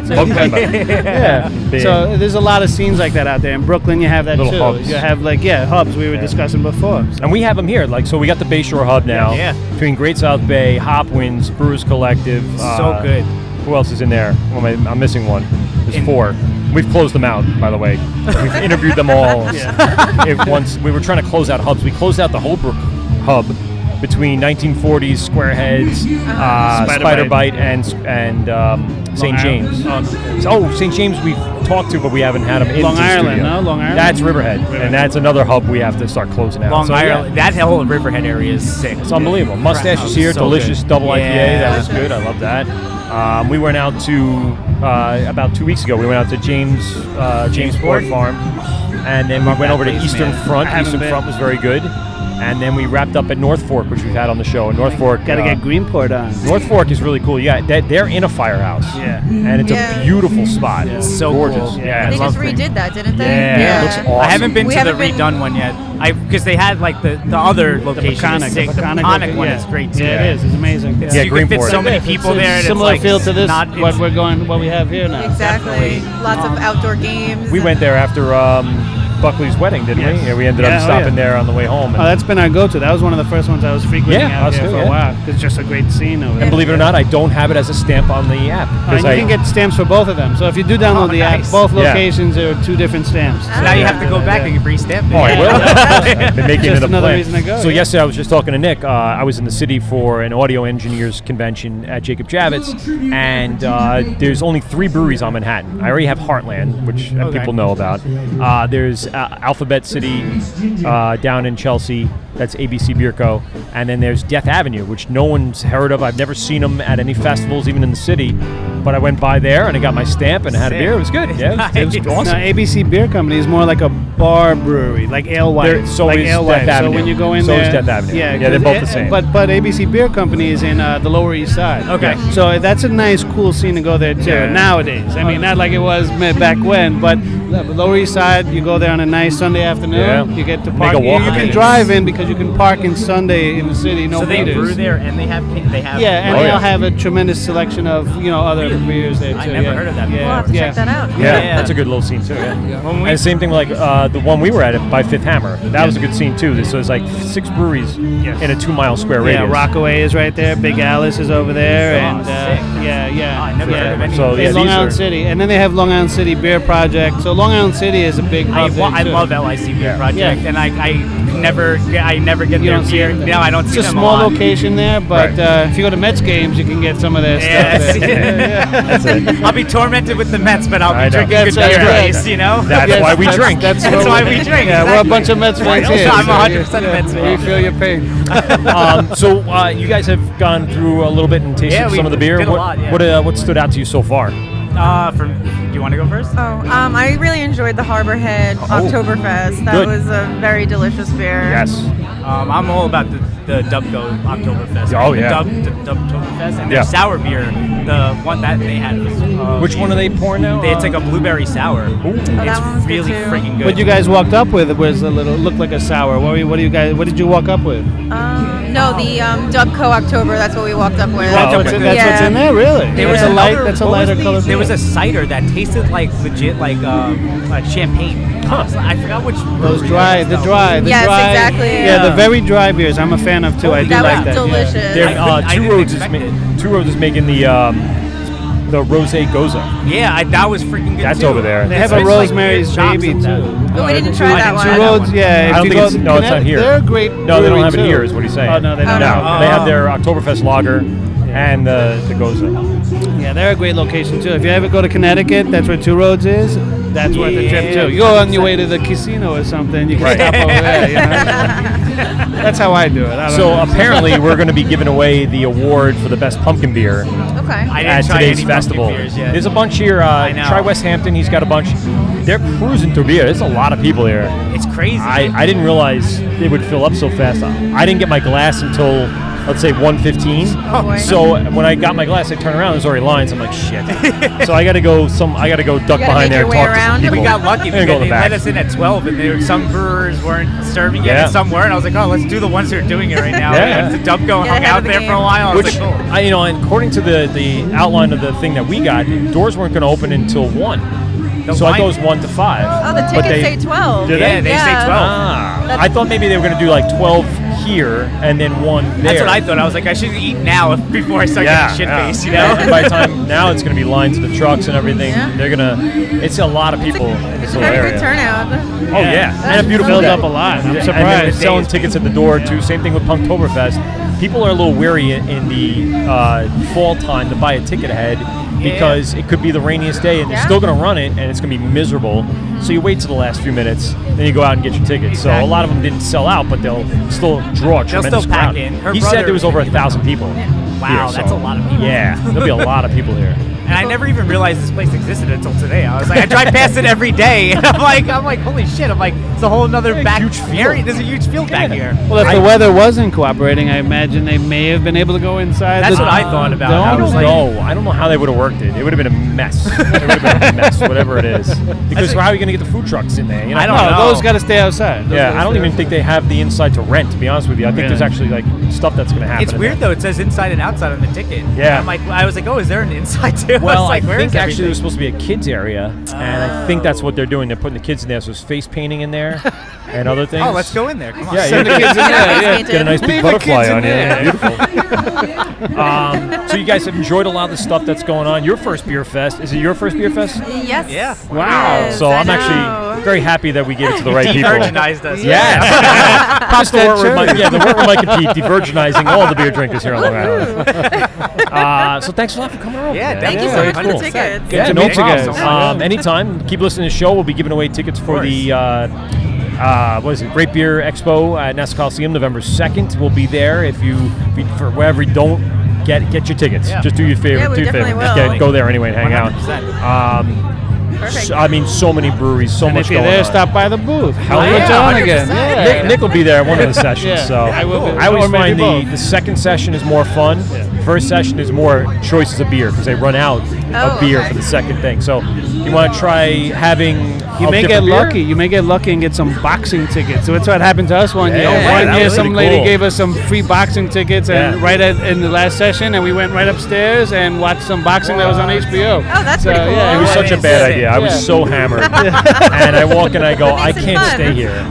I can't watch people punch each other in the face right now. And they got us pretty close too. We were like, well, we moved up. We moved up. That's We were true. pretty That's far true. away. Yeah, but we we did moved move up. There weren't that many. They were giving away tickets. There weren't that many people there. because it was on TV. Still, it was free. It was on TV, HBO. on HBO. Oh, that's So they that's wanted a to good fill in. find, dude. I would be so Yeah. pumped if I got tickets. Just- No, it was cool, but Just I walking like I around said, I offering was, them. I was like, let's just take like 5 of them. We had like a bunch of people I with was us. spinning on the way out, and I needed to sit for like an hour while I was there. But after an hour, I'm like, nope, I gotta go. I gotta But you weren't broadcasting that day either, though. No, we didn't. I was No, there to. he was to just get attending, hammered, having yeah. fun. Yeah. I get hammered at all of them though. Anyway, Yeah, we've been going to that for almost 10 years. because now. that's one of the ones where, and not to crap on this, but the ones that where all the brewers are there. Yeah. And we know, I'd say half of them, and they just grab us and they're like, come hang out, and they'll pull us in the back, and we'll be drinking weird beer that's not even out there.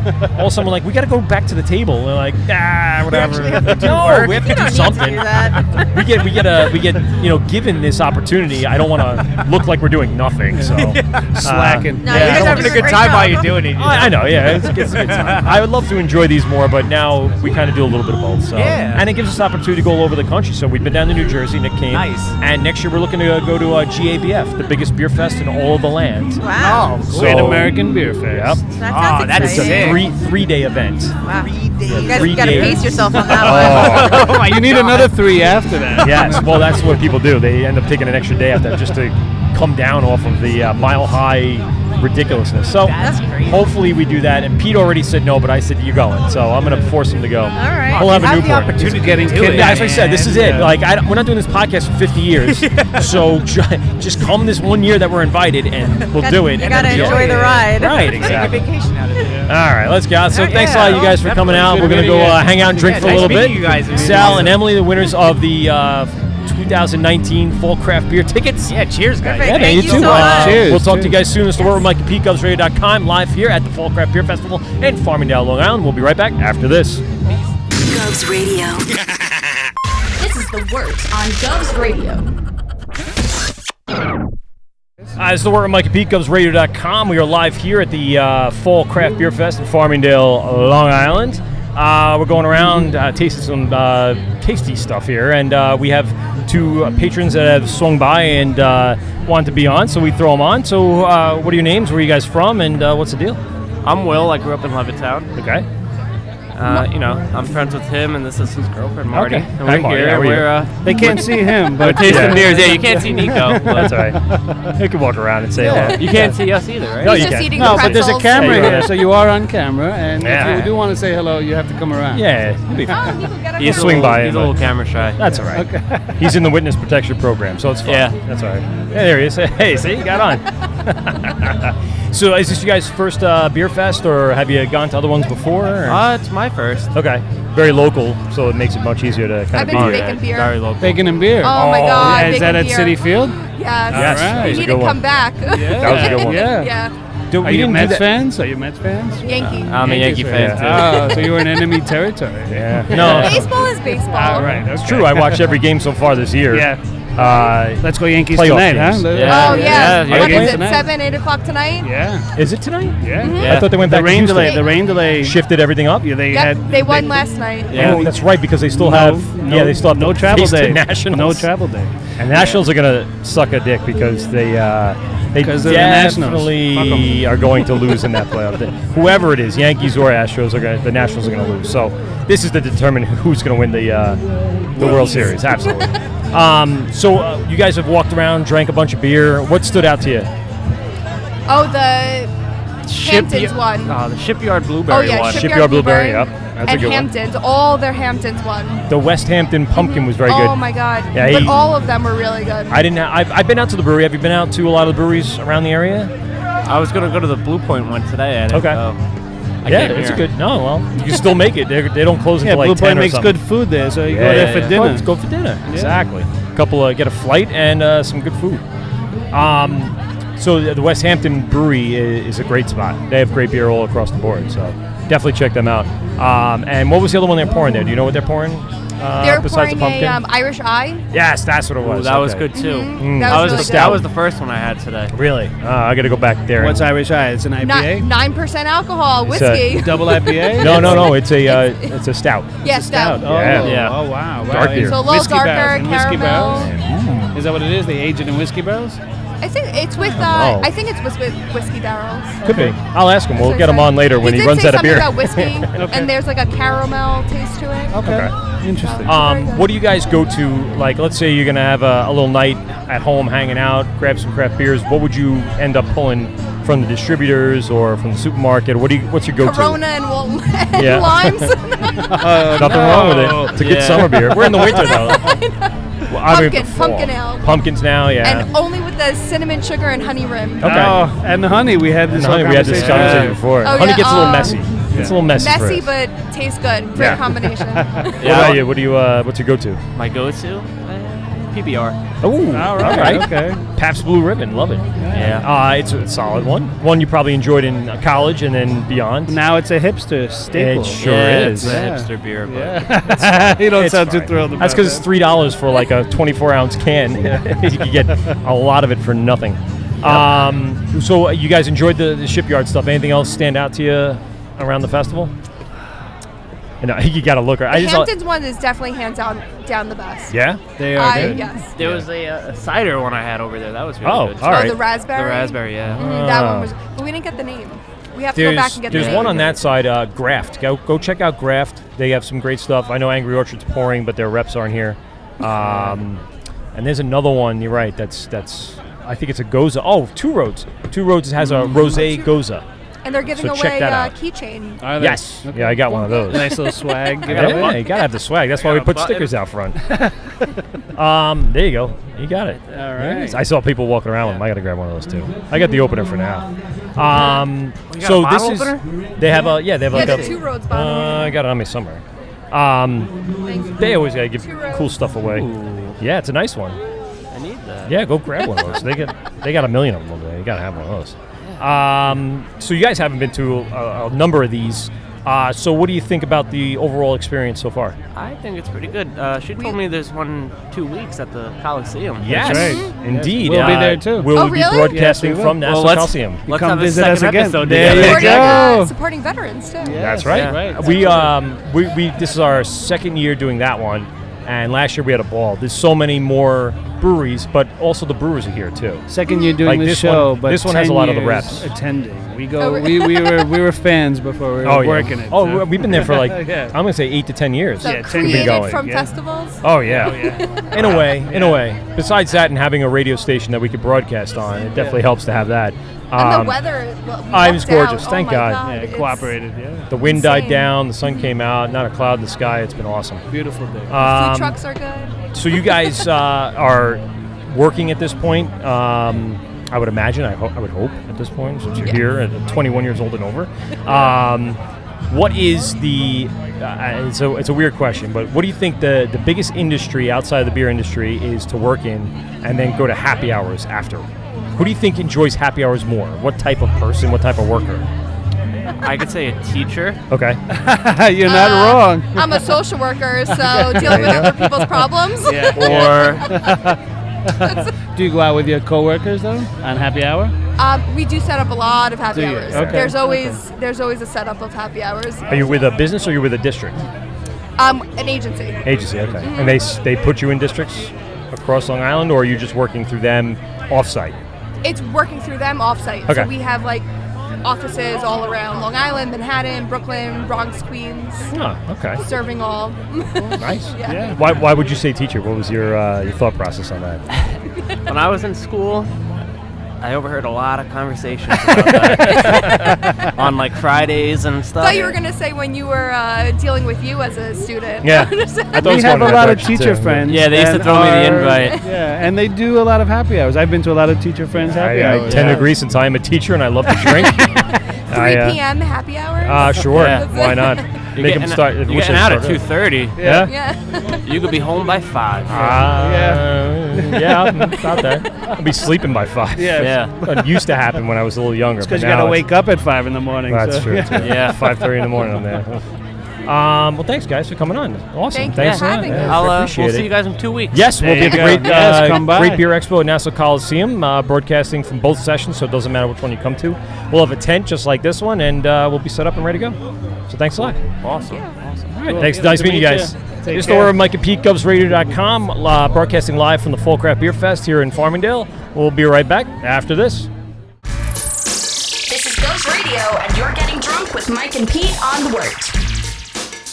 This is the word of Mike and Pete, GubsRadio.com.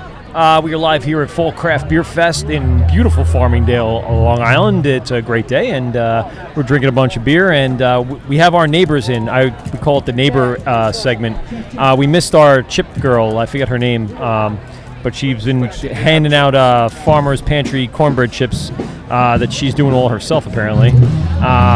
And we never had her on, so I apologize. But I'll spread the word. She actually said she distributes out of ShopRite, so you can probably find those in ShopRite. There you go, Farmers Pantry. And she's brought a lot of people by our table here. So she put some product out here in front of us with our stickers, and a lot of people have come by and they've enjoyed her chips? Yeah, I think they went through all of them. This is the last of them out here, and she had like 6 or 7 boxes. They are good. I've tried both. Chips are delicious. Yes, and then on our right, which is stage left, which is totally confusing when people talk about that. We have our buddies at Never Cared Apparel, and we got Mike coming on the show with us, talk a little bit about the brand and what they're doing. So give us the lowdown here, the lowdown on the hoedown. Oh, hold on, that was weird. Okay, yeah, the lowdown on the hoedown. Where you guys located, and how did this all start? So we are located out of Long Island, more or less, but we are predominantly e-commerce, so you can always find us at nevercaredapparel.com. Okay. We are more or less about the things that we truly enjoy in life, outside of kind of like a 9 to 5. That's more or less the bane of my existence. The only thing that I truly want to do is go surfing or snowboarding or skateboarding. Skateboarding maybe not so much, considering I'm getting old and I'm terrified of breaking it. Yes. Yeah. So you have health insurance? You have health insurance? No, certainly not. That makes sense. That'd be the reason why we don't do that anymore. Yeah, the pavement hurts a lot more than the snow or the water. Yes. So, and those medical bills will hurt a lot more than that. So. I can't it's even harder put to those in get. my head right now. Yeah, it's harder to hurt in the ocean than it is anywhere else. So I would say surfing is probably the safest out of all of them at this point. I don't know, Tell man. that to the sharks. Yeah. Well, I mean, not here. Catch a bad break over my there. friend Long Island. I was actually I was out there probably about like 2-3 months ago. Okay. With one other guy, and as I'm paddling out, I kind of slow down, check things out, and I look under me. There's about like a 6-foot brown shark. Wow. Jesus. Yeah, right underneath me. And they're What beach was that? That was actually at Gilgo Beach. Gilgo. Yeah, yeah, they're out there. It's from like a bunger. Ocean They've been there for years and everything as sure. well. Yeah. So the sharks here are definitely a factor, and Long Island's actually a breeding ground for great whites as well. Yes, they are. Yes. Yeah, but they're tiny and they don't. Juvenile. Yeah. Exactly. Yeah. So. But still, they can come back. Yeah, they still. Absolutely. They're gonna nip you. Well, the mama shark got to leave them there somewhere. Yeah. Those are live births, so the like mama shark got to come out. What are you talking about? They are. They're not eggs. They come right out. I'm right. Well, nature. So, I mean, obviously, the brand itself is based around that mentality of just hanging out, kind of hanging doing out, shit. doing what you love. Like, we got a buddy who's one of my partners. He's really into rock climbing. He's actually an exotic animal trainer at the Malibu Wine Safari out in California. Huh, that's crazy. That's his thing. He lives for it, so he's created a living out of it and everything. I hope he has health insurance. I hope so as well. I do know he's definitely been kicked by a lot of the animals. Oh, Dude, But if you know Stanley the Giraffe, he was actually in what? The Hangover. Okay. Oh, one of his animals? One of his animals. The tiger? No, or the monkey? The giraffe. Oh, the giraffe. One of the He's sequels actually in the giraffe sequel. over at the Malibu Wine Yes, Safari. correct. Yeah. But that's his thing. My thing's surfing. His thing is Mario Kart. I noticed you guys set up a Super Nintendo over there with Mario Kart on there. Yeah, if anyone happens to catch us at a That's festival. a Nintendo 64, Mike. Is it 64? Oh, absolutely. That's the 64. Not Super Nintendo. You're showing your age, Mike. You got James Bond? Relics hanging around. Oh, not with us. See, that's the old one. That's what I'm saying. Like the NS or whatever it was. That one was I played James Bond GoldenEye until I failed out of college. That's what helped me fail out of my first college. Yeah, that and beer. Well, yeah. Beer definitely helps a lot. Yes, that was like the accelerant. Beer will do it. Really. Yeah. The accelerant. So you guys only your e-commerce. So what is the concept of what you guys are selling on there? Is it shirts? Is it multi-apparel, women's, men? What's the range? So it ranges from men to women.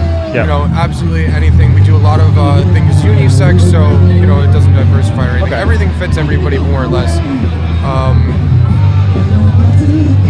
And you're gonna have to follow up when we have had a few beers. Okay. Yeah. This is the way this show goes. Yeah. No, like what am I looking at on the website? Is it product lines? Like what kind of product lines do you do? So you do hats, you do sweaters, you got hats, hoodies, sweatshirts, everything. Okay. So we have a continuing line that we call the Continual Perspective. Okay. That's always available on our website at all times, and otherwise we do a lot of seasonal releases where things will only be available for a short time. So we encourage people to follow us on Instagram because that's where we predominantly do our announcements. You know, so that way they can find out as soon as it's going to come out. It's going to come out like next week or something. They can get in there, right? Because everything does come out as limited quantity. So I'm sure like board shorts for the summer and hoodies board and shorts, stuff. Different types of hoodies. You know, we have one thing coming out in a few weeks. It's a double diamond design for like snowboarding, skiing, and that whole thing. Yeah. So it's going to be a heavier material, a really thick sweatshirt, very durable and good for the winter. Gonna do some knit hats too. Yeah, we have beanies coming out. Beanies are going to be out, probably released like next week or so. Cool. So that's really more or less is staying on the up and up with us, and kind of like seeing what's going to happen. And social media marketing is huge. So having an Instagram account, Twitter, Facebook, all that stuff, having it fairly cheap to promote and get stuff out there, people can get the name, the brand, the vision of it, and see it from there. Oh, absolutely. Social media, it's so interesting the impact that social media really does have in our business and everything. And granted that we are a new company and everything is, trying to build that establishment and, really like establishing fans and people who support you and are interested in everything. It's interesting to see how that actually builds and then the feedback you do get from those people and their engagement. Absolutely. Yeah. So you guys co-owners, or how's the structure of the brand? So him and I actually came up with the idea together. More or less, Never Cared was something that I kind of started saying in college. Okay. Yeah, and start from the beginning with the Hofstra and all that. Yeah, so I was going to Hofstra. It's a great school to flunk out of. Alumni. Hey, look at that. But I flunked out at 2 schools before it, so that was the one I finished with. That was actually makes up for our two. Yeah, exactly. That was about my 5th dropout. Okay. College, despite as much as I tried, definitely was not for me. You did. I just wanted to go surfing and snowboarding. Right. That was really it. I'm the one that skated to class. Yeah, exactly, I would skate to class every day. I walk in with my longboard. People are like, "Where the fuck are you gonna put that?" Under my desk, it'd be banging around. I'm like, "That's sorry. This is how I get at places." So yeah, screw off. exactly. See, I was the guy who showed up to school with my longboard so I can get out of school faster. Right. Yeah. Oh, both ways. I had to get to my car and out of my car. I could find a place to go drink and hang out. Yeah, absolutely. I'm just the guy that didn't show up completely. Yeah. Yeah, we're give we're you a all nice aware. big That helps. warning. And Yeah, Smoking? so You smoking? Was that yeah, what you were doing? yeah. I had a feeling. That'll do too. I played football. That was smoked, me and too. nothing. Yeah. So that was all of us. Let's just stop. Him and I actually know each other. We used to play Little League together way back in the day. Went to high school and middle school together. And then we actually had a falling out when we went our separate ways for college and everything. And coincidentally enough, we dropped out at the same exact time. So I was still living in my frat house. Okay. And then he just started And now coming I around. started living at the frat house. Yeah, exactly. So we just kind of That's how started that works, accepting people and like, You're the guy on the couch, right? Oh, yeah. It's Like that's old the dude school, again. huh? There wasn't much room because I was already the guy on couch too. Yeah. I was there for 6 months extra. Just be like, I don't think I'm gonna leave yet, guys. Well, Just so you I'm know, not ready. you're not ready for the world yet. I don't want to make money or pay bills. No.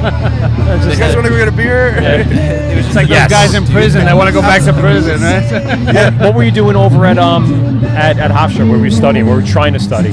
Business management, actually. Nice. Yeah. And now I have a business and a Thanks, management. buddy. I appreciate it. Anthony's awesome. Yes. Oh, look at that. Yes. Well, we're not going to crack him right now, but I don't want to get in trouble with security. I don't think I try to fight that guy. No? Yeah, no, not him. you were studying what before you dropped 12 back on? A business management. All right, so there you go. Well, that helped then a little bit, obviously, since you have a business now. No, I actually never went to the class. Honestly, yeah, no, I never did. DNR for that class. Yeah, it was pretty much like I couldn't actually verbalize my Hofstra GPA after like the year and a half that I did, but the embarrassment that my family would feel. Can you do me a favor really quick? You take that off the table for some drunk assholes grabs it and runs with it. Someone's gonna think it's for them. Oh, this is free along with the chips? I'm taking the 12-pack of beer. No, get the fuck out of here. Get the shit out of here. There you go, attaboy. So how did this come to be? I mean, you guys were looking you're in a grim place at a time. So how did you come out of that to have a business like this? So after college, and him and I were kind of saying it like in moments, like, oh my tire just popped. Oh, fuck it, never care. So like, it kind of like went like that, and then after dropping out of college, I went to start working in restaurants, waiting tables and bartending. All right. And he ended up doing the same thing as me, and as we went from like restaurant to restaurant, it kind of like stuck with the staff and where we were hanging out with and everything. Mike, can you really help me with this? I'm fucking swamped. No, I never cared. Okay, exactly. Thanks a lot. I'll just sweat for 3 hours. I'm sorry, I'll just go fuck myself. I didn't know you could say fuck myself. Why did I think it was any different? What was I trying to prove to myself? How did it get to be where you had this website, this major thing here that's at a beer festival? We started about like 4 years ago, and initially our idea was kind of like just to give it to like our friends and give everyone a shirt that said "Never Cared" while we go drink at the bar together. So we bought a screen printing press. We set up in my grandma's basement, of course, and we had I had to have a dark room set up to burn the screens and everything. So it looked like a crack den. There was tarps hanging everywhere, and you had to like go in through one way, and then there was all these different color lights and everything. Black lights. It was really sketchy. Yeah. So I sit there like one day we finally figure out the design. We get everything set. We make like 30 shirts. And we head over to the local dive bar, and we ended up handing everything out. And everybody in the bar that night was wearing a Never Cared shirt. Nice. Awesome. Yeah, and we That's didn't kind have of a cool website look. or anything. Yeah, what was the name of the bar? Remember the name of the bar? Instant Replay. Oh, yeah. Yeah, do you know it? I know it. Oh, man. Is it You want to Hicksville? go after this? No, over in like Huntington. Like Huntington. I've seen the name, man. Wait, the village? In the village? No, outside the village on Jericho Turnpike, south of the village. Okay. It's right there, but that was like... I know. I've definitely seen it. Over by... Wait. Absolutely. South Shore Beverage. Closer to the North Shore. Oh, by Superstar. Yes, or whatever. correct. The beer distributor. Yes. Yeah. Yep. Right over there. Yes. There's a strip club right there too. Carousel. Yes. Hey, I know what it is. You say strip club. He said strip club. Way too much. Don't worry about the beer distributor. Just fucking talk about the strip club. What distributor? Carousel Joe. If you said Rainforest, you'd be in. I don't know Rainforest. Bethpage. Bethpage? No, that's not Rainforest. Yeah, that's Lake Cafe, dude. No. Yes. Is it? There's two of them. In Hicksville. Hicksville. All right. 106. I know. You see my guy over there. He would actually know better than anybody if we could call him over. He would absolutely. We'll have a whole conversation about that. Well, his deal is he goes to the strip club and he makes money. Yeah. Somehow. There you go. He ends up going out. He'll show up with no money and he'll go out with money and be like, who wants to go get food? While they're giving him a dance, he's apparently taking the on money. the floor, it's fair game. Yeah. So. Just steps on it? Is that what it is? He just steps on it? Man, I'm looking the other way. My eyes are not on his shoes, Yeah. So how'd you get to be set up here? Do you know somebody or does it? Yeah, so we actually know Mike Mara. Okay, yeah. Who was organizing the event. From Unique, yeah. I actually know his brother through high school. Him and I are friends. Oh, okay. We were actually supposed to be in New Jersey today. Really? Yes. There's another event going on? Yeah, there's a pretty decently large event going on at War Memorial Park. Okay. We're having like a Fall Fest. Yeah. But for us, more or less, like, being able to be in like our local area where we have our following and like being able to interact with them is important for us. So when we got wind of this, we switched. Yeah, absolutely. Well, better commute too. Yeah, absolutely. Right down Route 110. So boom. Couple minutes. Yeah. So give us a big plug. Where can people find the apparel? Where can you go? Where can they see you? Are you doing another event coming up? Anything like that? Give us the big plug. We do have events that we're planning on doing. We haven't finalized that yet. So to follow up on that, I would absolutely check the website because that's where we update all those things. What's the URL? Give us the URL. NeverCaredApparel.com. Okay. And then otherwise, if you go to the Instagram page, that's where you're gonna find all of like the pre-notifications of our seasonal releases. Right. And if you go to the website and subscribe, typically for subscribers, we'll give them a little bit of a discount as we have the seasonal release coming up. Awesome. Yeah, exactly. Yeah. So go to NeverCaredApparel.com and check them out. NeverCaredApparel.com. Cool designs. They've been over here, and a bunch of skaters, surfers, snowboarders, and beer drinkers. So right up our alley. And if you happen to be in the area, swing by and come get it in some Mario Kart. Yeah, exactly. Awesome. Yeah, absolutely. You can win a free T-shirt if you think you got it. Well, there you go. Do they have to beat one of you guys in Mario Kart? Is that how it works? That's absolutely how it works. All you right, have to sit down, you have to hit the sticks, and you got to try and beat us. All right. I assume you have hours of experience over some people, but yet just around 28 years. Okay. And by hours, I mean years. Just shy. Years, decades. Yeah, absolutely. Well, Mike, thanks for joining us, and other Mike for walking and getting more beer, I guess. So it's the. Hopefully that's what he's doing. Yes, Guys, thank you so much for having me on. No problem, man. Seeing you again. Thanks a lot. Hey, my pleasure. All right, so we're with Mike and Pete, GubsRadio.com. We are live here at the Fall Craft Beer Festival in Farmingdale, and we'll be back right after this. Gubs Radio. This is the Wort on Gubs Radio. Hey, it's the Wort with Mike and Pete, GubsRadio.com. Again, live here at Fall Craft Beer Festival in Farmingdale, Long Island. And we are joined by El Presidente, the president of Unique Social Events, the organizer of the Fall Craft Beer Festival. Mike, what's going on, man? Not much, man. Crazy day, but a fun day. Appreciate you guys coming out. No, thank you for having us. This is we've never been to this festival. Last year was the first one, correct? Yeah, last year was our first. Second annual, as we say. West Hampton, Irish Eyes. Oh yes, very good. That's a good one. Yeah. Valley Street. Oh boy, he's bombing our interview. It's okay. It's all right. No, that's all right. We're on now. We're on now. We'll give it a second. No, I didn't put you. No, the mic's off. No. See, now you're off.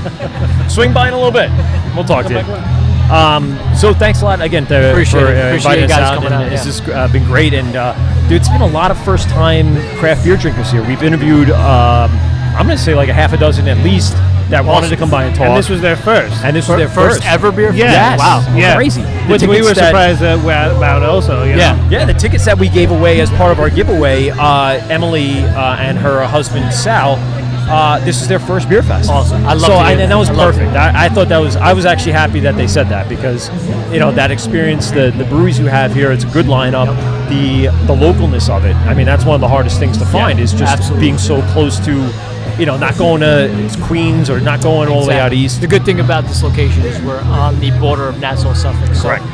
Realistically, you know how Long Island is. It's about 20 minutes from either direction, whether east or west, And like you said, we'd like to keep things very local, especially for this festival. We have a few from upstate New York, but predominantly most of the brands are from Long Island itself, along with the craft vendors and the food trucks. So it's a real wholesome Long Island event. Yeah, absolutely. We were talking to Anthony from Bayside.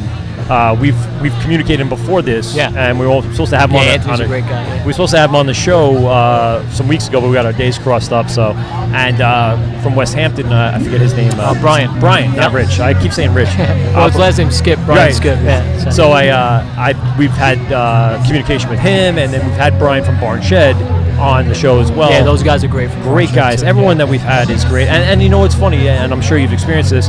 The brewers, the people involved in the industry, awesome people. Yeah. They love coming to do this kind of stuff. Yeah, we got a lot of great feedback from the brewers. One of the comments was that it's a very organized, run event, and we take pride in that because there's a lot of beer festivals that go on, as you know, especially today. Smack in the middle of October. There's the Great South Bay. There may be a few more out west. The Oyster Fest. So we're going up against some heavy hitters. Yes. And you had a good turnout. What was your total? We did about 900 pre-sale tickets, and we did a bunch more walk-ups. We actually had to say we sold out because we wanted to give the experience more to the ticket holders. Right. They invest their money in buying tickets early on, so we want to do right by them. Right. We could have taken everyone, but we didn't want to deal with them complaining about long lines and beer inventory. So again, we recommend if you want to try our event out next year or any of our events coming in 2020, buy a ticket pre-sale because you're guaranteed entry that way. Yes, absolutely. So this is the second annual. We have a contest going on. You had one last year. You have another one this year. What's the contest this year? This is the Pumpkin King Best Pumpkin contest. Okay. So I haven't checked in on the votes yet, so I'm going to have to check in and see. You have the people that were on the staff judging and checking. Yeah. So basically, we had a tent where we had certain brands that that submitted their pumpkin varietal for beer. And as people were interacting amongst the crowd, we'd have our staff kind of flag them in. They'd sample which beer and vote for the best one that they think is the best out there. Awesome. And they're going to get an award today? They get a nice little trophy with a golden pumpkin on top. They'll be very happy about that. And so Harborhead is the defending champion. I heard, So we'll see. They take a lot of pride in it. They posted it a few times. And I think they brought it into the studio when we had Will in, and he was saying, he's like, we got the award. If I'm not mistaken, I think they have it propped up behind their bar in the tasting room. Yes, they did. So, it's it's not an expensive trophy, but they take a lot of pride in it. So it makes me feel good. They won. They got to beat out a lot of people. It might even be their first win in something that, and as a startup brewery, you want to have all the accolades just to show. Absolutely. People like this. If you have it, show it off. Recognition is nice. Exactly. So Unique Social Events does more than just Craft Beer Fest. Absolutely. What do you have coming up in the next few weeks, months that people can go on and So take a look there's at? a few segments to the company Unique Social Events. Okay. Unique Social Events kind of encompasses more of the festival atmosphere with beer festivals. We're working on a couple music festivals for 2020. Cool. And then a segment of Unique Social Events is Unique Bar Crawls. Ooh. So kind of sticking with the drinking theme and beer theme. We do a lot of bar crawls in Farmingdale and Main Street. Okay. We're reaching out to Patchogue, Patchogue Village, Rockville Center. Rockville Center's a good one too. Yeah. A little bit more younger crowd. But Bayshore too. Yeah, Bayshore would be a good one. So we have our Creepy Crawlers Halloween bar crawl on Halloween night, sponsored by Shipyard. So if you buy a ticket, you get a free Pumpkinhead beer for the event. Cool. You'll get drink specials, food specials. From the restaurants and bars that you go to. So I used to work at the meatball place in Farmingdale. Nice. I kind of shied away from that one because I just didn't want to be part of it. It's crazy. It's a tough. I'm getting too old to be schedule, into crazy, but it's still for everyone that's into that. It's freaking a lot of fun. It's funny. We started this company. I used to be an accountant. I started the company just from passion alone as a part-time thing, and it was difficult in the beginning, but we used to do it with friends as a kind of get-together. It turned into a couple hundred people. Jesus. A couple hundred people turned into a couple thousand people. Appreciate it. Thank you, man. Sorry, I missed you. Are you leaving? No. Oh. We're almost out of beer. All right. Are you busy? You want to come through and say hello for a few minutes? All right. Yeah, jump on, man. Jump on. I got you. You sit right down there. Oh. All right, that one's going to be a little loud because thanks for bringing the Dubtoberfest. Oh yeah. There you go. I didn't get to have this when at Dubtoberfest. I'm going to hold that for you. Are you crazy? What? He's on Sober October. Sober October. And he's lasted this long. No, you know what? I'll be back. November 1st. Courtesy of Tom Segura. Is that courtesy of Tom Segura? No, he listened to Joe Rogan. I guess so. A few of them Yeah. That episode too, but it's a tough month. I can't beer for a living. I can't do that.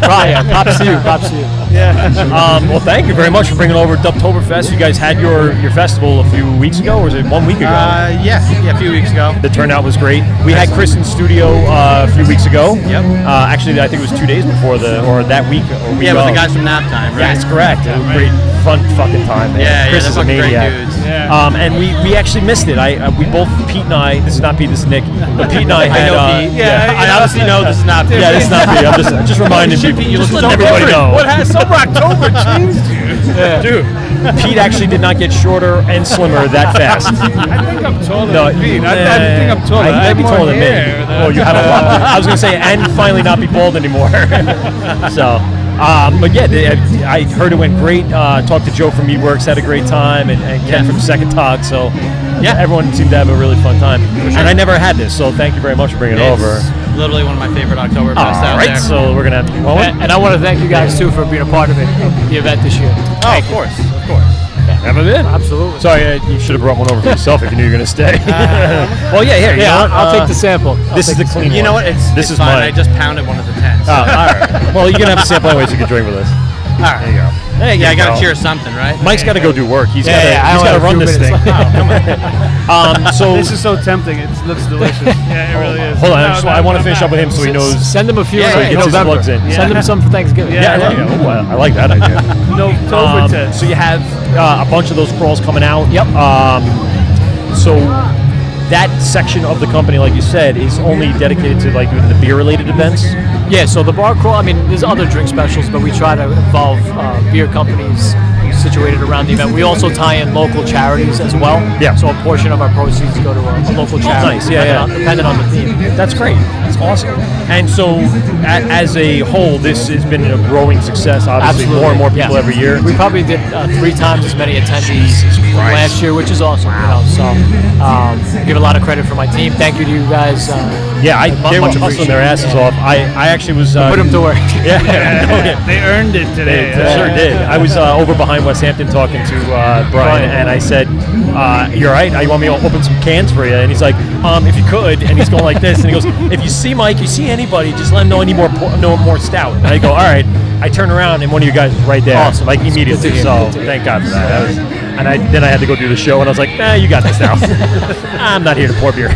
Although I did help Anthony before I left. You saw. There you go. Yeah. Anthony had to pee from Bayside, and I was like, "All right, go pee." Stand in for a quick. Yeah. And then his jockey box came apart inside, and it started. I'm like, "Fuck!" Of course, it happens when I'm there, not when I'm not there.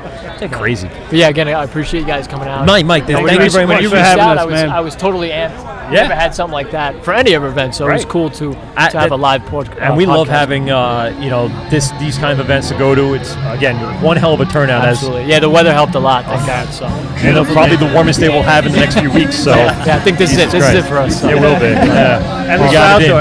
At least Exactly. Well, we hope to we'll see you again, Absolutely, and we'll talk to you about any upcoming events, and we'll get the word out for you. All right, Mike. Thank you. Thanks a lot, guys. Thanks a lot, man. Thanks to Dubco again. This is the Word with Mike and Pete, GubsRadio.com. We are still going to hang out for a few minutes, and I forgot your first name. I'm sorry. John, I knew fucking you. I'm like an asshole. You had me on when I was at Fire Island. Yes, yeah. I know. I knew I recognized you. Yeah. Because when you walked over, I'm like, yeah. I'm like, I even said to Nick, I said, I know who that is, but I can't think of his name. We talked to, and we were talking about Fire Island earlier because we were saying R.I.P. to Fire Island earlier. Right. And now it's Ghost, and Paulie's over there. Yep. And we'll be opening up soon. Basically, I'm working for Maltman Mobile Canning. Are you? And I also do a lot of quality assurance work for Dubco, and I pour a bunch of festivals for them. So. Cool. Just working the whole industry. Just doing everything. The whole industry. You know what? Like, I've been homebrewing for 13 years now. I fucking love what I do. I have no agita about getting up for work. I want to be there. You know. Right. That's what I love to do. Well, yeah. I don't think that. Love what you do, you won't work a day in your life. Exactly. And how could you hate a job where you could drink beer every day? Hey, right. How bad can that be? All right, I'm gonna go, Chris. Anything here I can tell? Oh, everything. All right, cool. Let's go. Fill up the truck. Fill up the truck. So that's really cool. I mean, the turnout here was ridiculous, right? What were you pouring today? You were pouring we the were pouring Dubtoberfest? Dubtoberfest, and we were pouring Berry Necessary, which is kettle sour with a ton of berry in it. That's what I don't want to quote the exact number, but it was like in excess of 400 pounds of berries went into that beer. Yeah. What kind of berries? Strawberries, blueberries, and blackberries, I think. Okay. And it's, I mean, how could you not like that? Yeah. Like, even if you don't like sours, everyone here kind of would approach us. Oh, I don't know if I like sours. They try it. Like, try it. You know what? I actually like this. I'm like, yeah, of course. It's got 500 pounds of berries in it. These events are for people. I know we were just saying to Mike.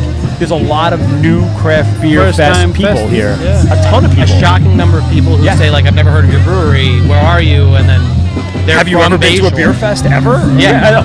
I'm like, oh, you got to come in. Yeah. You know? And they're like super stoked. Yeah. It's great. You know, your town is a hub and a destination for beer, so why don't you go there? Yeah, There's a shit ton of 100%. stuff there. Right. Yeah. And by the way, Destination Unknown was the one I didn't mention in the hub. Remember I was talking about hubs? Oh, right. Dubco. I said it was Grace Out Bay. It was Hopwinds coming soon. Oh, it's funny. We had Bayside on Brewers before. Collective. Now we have a Bayshore guy on. Everything's by the bay, and I lived in both places. I grew up in Bayside. I live there now, but I lived in Bayshore for a while too, right there. So you're right down the block from the town. But I moved before all this happened out there. Got it. Yeah, it's pretty wild to see. But I've made my way out there. It is a great hub out there. Talk to me about Maltman, because we've constantly been talking about it on the show, and you know the large amount of stuff that Maltman does and cans for people.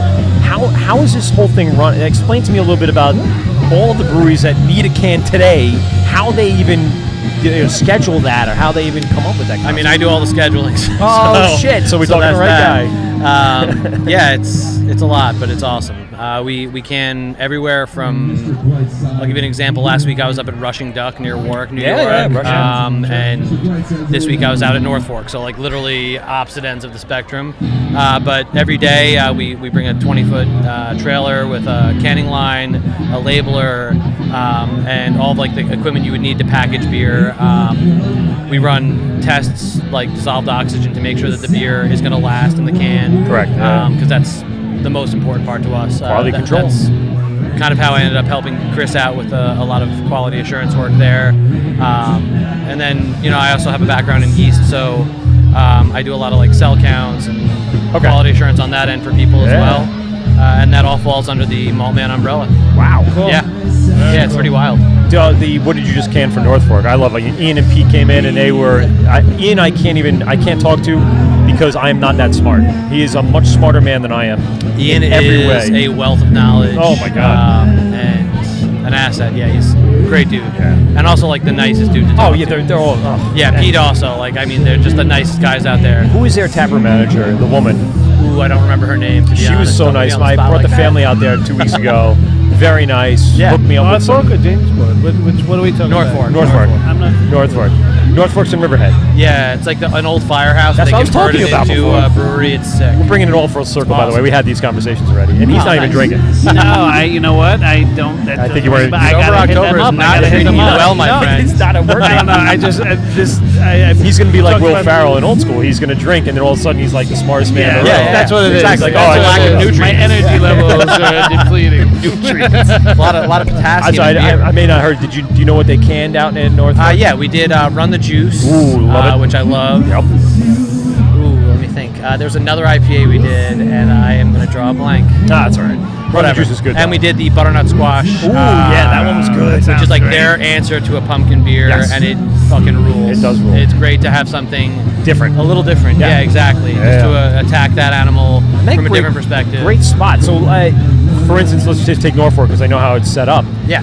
How are you getting in? Because is a side entrance, back entrance? Or you're going right they through open the tap the whole room? garage door. Right. And we just back the truck right up there. We bring the canning line in. Right. We unload the truck every day, so we're rolling 1,000-pound fucking canning line into every brewery. So there's a lot of work that goes into it. Is it set up on the truck where it's easy to kind of just get off? You guys Yeah, we have it on wheels. Yeah, we like Eddie, my coworker, assistant, helps me move everything off.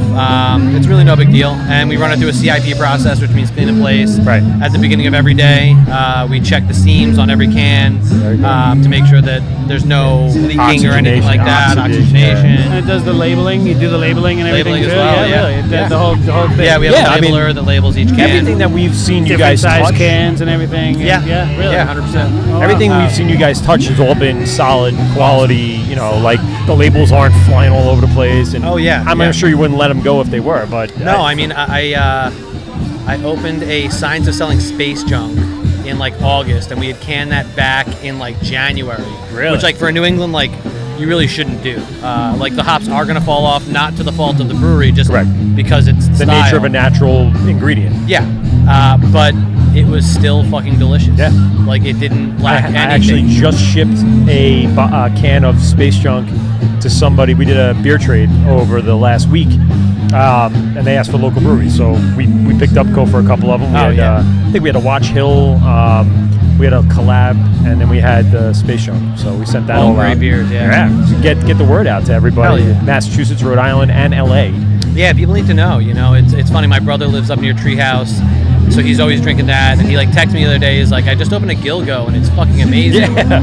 I was like, it's fucking amazing. That's because you got a Treehouse on the brain all the time. Exactly. Just because you're near that doesn't mean there aren't other incredible breweries out there. And Dubco is definitely one of them. Absolutely. We had that argument just the last show of Treehouse versus Trillium. And it's all about regionalism, obviously, how close you are, how far you are from certain things. But you start to get that same palate, that same thing over and over again. where once you experience anything else, all of a sudden it's like magic just happened. Oh, yeah, you for got to sure. take your breaks, from everything. And what's good about being around where we are is there's so many to choose from, so many good breweries that you can just go around the island over and over and over again and still enjoy everything you have. Oh yeah, and still get a variety every time. Absolutely. Yeah, for sure. Give us the big plug about everything you want to plug. Besides, you have any personal stuff you want to talk about, or? I mean, no. All right, so then plug Maltman and plug Dubco. Yeah, I'll let us know where plug everyone can find Dubco it. and just say that I think we're making some of the best beer on Long Island right now, and I don't mean to be overzealous or anything like that.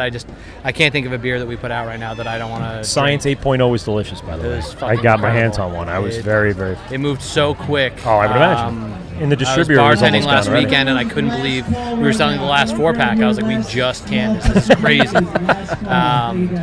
And as far as Maltman goes, I think we're providing the best, most comprehensive mobile canning service out there. If you're a brewery not working with us, please reach out. Just get on the schedule for at least a canning, and then see where it goes from try there. us out, because at the end of the day, we do steam checks, we do dissolved oxygen on every beer that we do, and I came from a brewing background, so I really care about every can that goes out to the public. I want everyone to have a good experience. I think that's it. I think some people that are hesitant to do it are worried that everything will fall. Putting your baby into somebody else's hands. Yeah, 100%. And that's why I try to work as closely with the brewers that I work with. How do they get in touch with Maltman? Get at our Instagram. Feel free to DM me. I manage that Instagram account as well as my boss, Pete. Or we have a website. Just Google Maltman Mobile Canning. We'll come right up. Where are you headquartered? Floral Park. Floral Park, okay. Yeah, Nice right on the border location. of Nassau and border Queens, so we can hit all of Nassau and Suffolk, all of the Tri-Borough area, and some of upstate. Right. But we're really focused on Long Island. I'm from Huntington.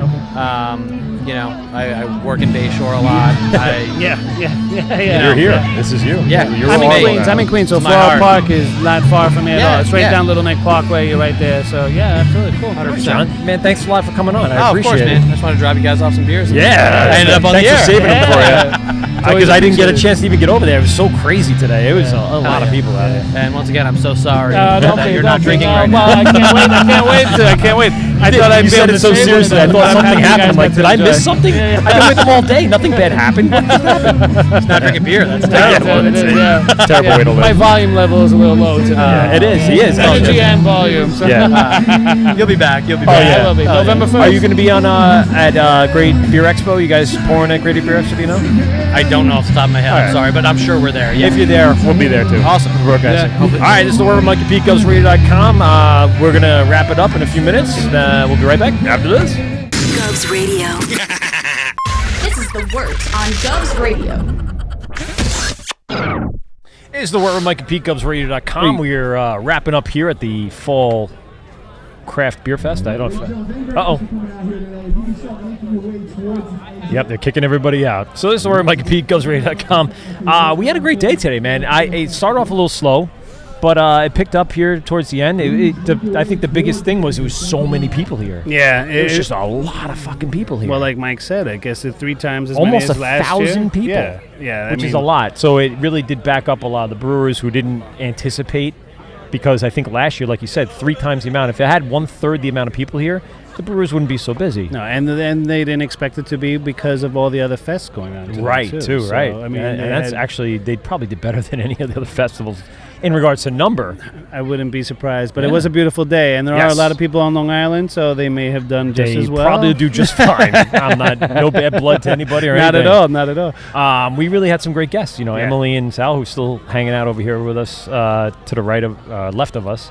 Enjoying the amazing some of our food friends trucks here. We haven't tried any of the food that was here today, but we'll go get something to eat. But people, but a lot of people have, and a lot of people walking around. I saw with some food Chinese food boxes in the porta potty over there, so I guess some people were sneaking some food. They're dumping right into them. That's terrible. Just one That's terrible. going in one and coming out the other. What's going on? Oh, they're chips. They're cornbread chips. You can have one. Yeah, take one. Yeah, whatever. He doesn't want one. He's making pizza all day. What the fuck's he need chips for?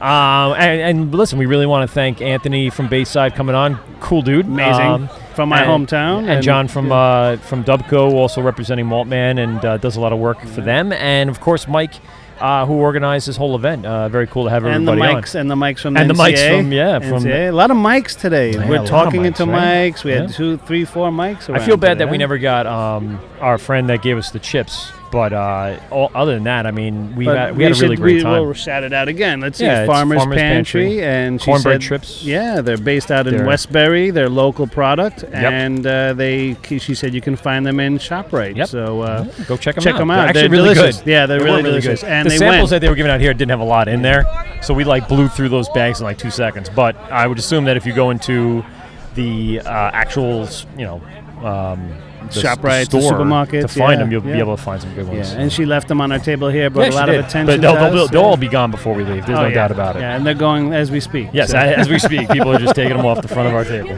Nick, I had a great time, man. Thanks for filling in. Awesome, brother. Yeah, I don't think I could do this alone. I always need someone to play off. Yeah, of. man, I do. yeah. I'm not a solo act. I'm not Stern. Not like Francesa. No. Okay. I'll be a mad dog to you. He always breathes. I can't stand the breathing I know. that freaking Francesa does. Well, you know who does No, that Mad too? Dog didn't show up today. Mad Dog only calls into limo talk. So. No, I know. That's right. And we had it's a fantastic little spot. I think this is one of the ones that if it doesn't conflict with some other beer fest that we would want to do, we would definitely do this again. Just watch The Wire. Oh, nice job. So yeah, I mean, we had a great time and lots of people, lots of things going on. Yeah. So really appreciate everyone for having us. We had a good spot here, right by the entrance. Absolutely, here, yeah. It's a good little area where people come in and out and through and everything. So we've had a really good time. Hey, what's going on? How you doing, man? What up, buddy? So thanks a lot for everyone for having us, and we'll be around where our next shows. Our next shows are going to be at the Great Beer Expo, Nassau Coliseum, November 2nd. That's going to be another live show. We'll get to see a lot of the same people again. If Pete's not hosting, I mean, I'm going to jump on. I'm going to say hello. Pete will be there. I don't think he'll ever give up that one. And then, of course, we're going to be in studio at this point, as we think. Are you doing pretzel necklaces for that one?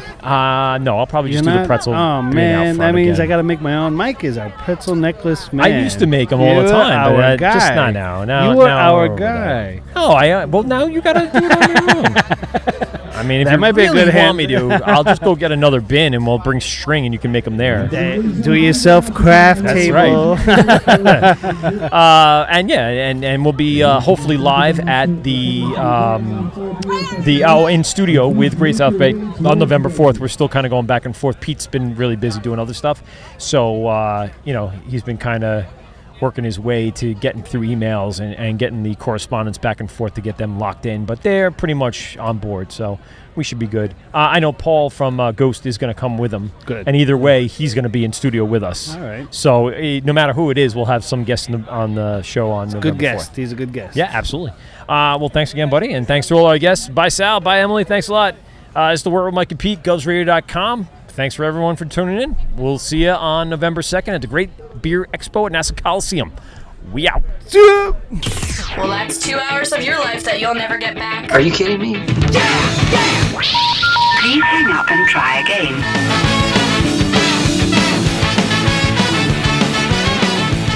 This has been The Wort on Govs Radio. I hope you're drunk enough.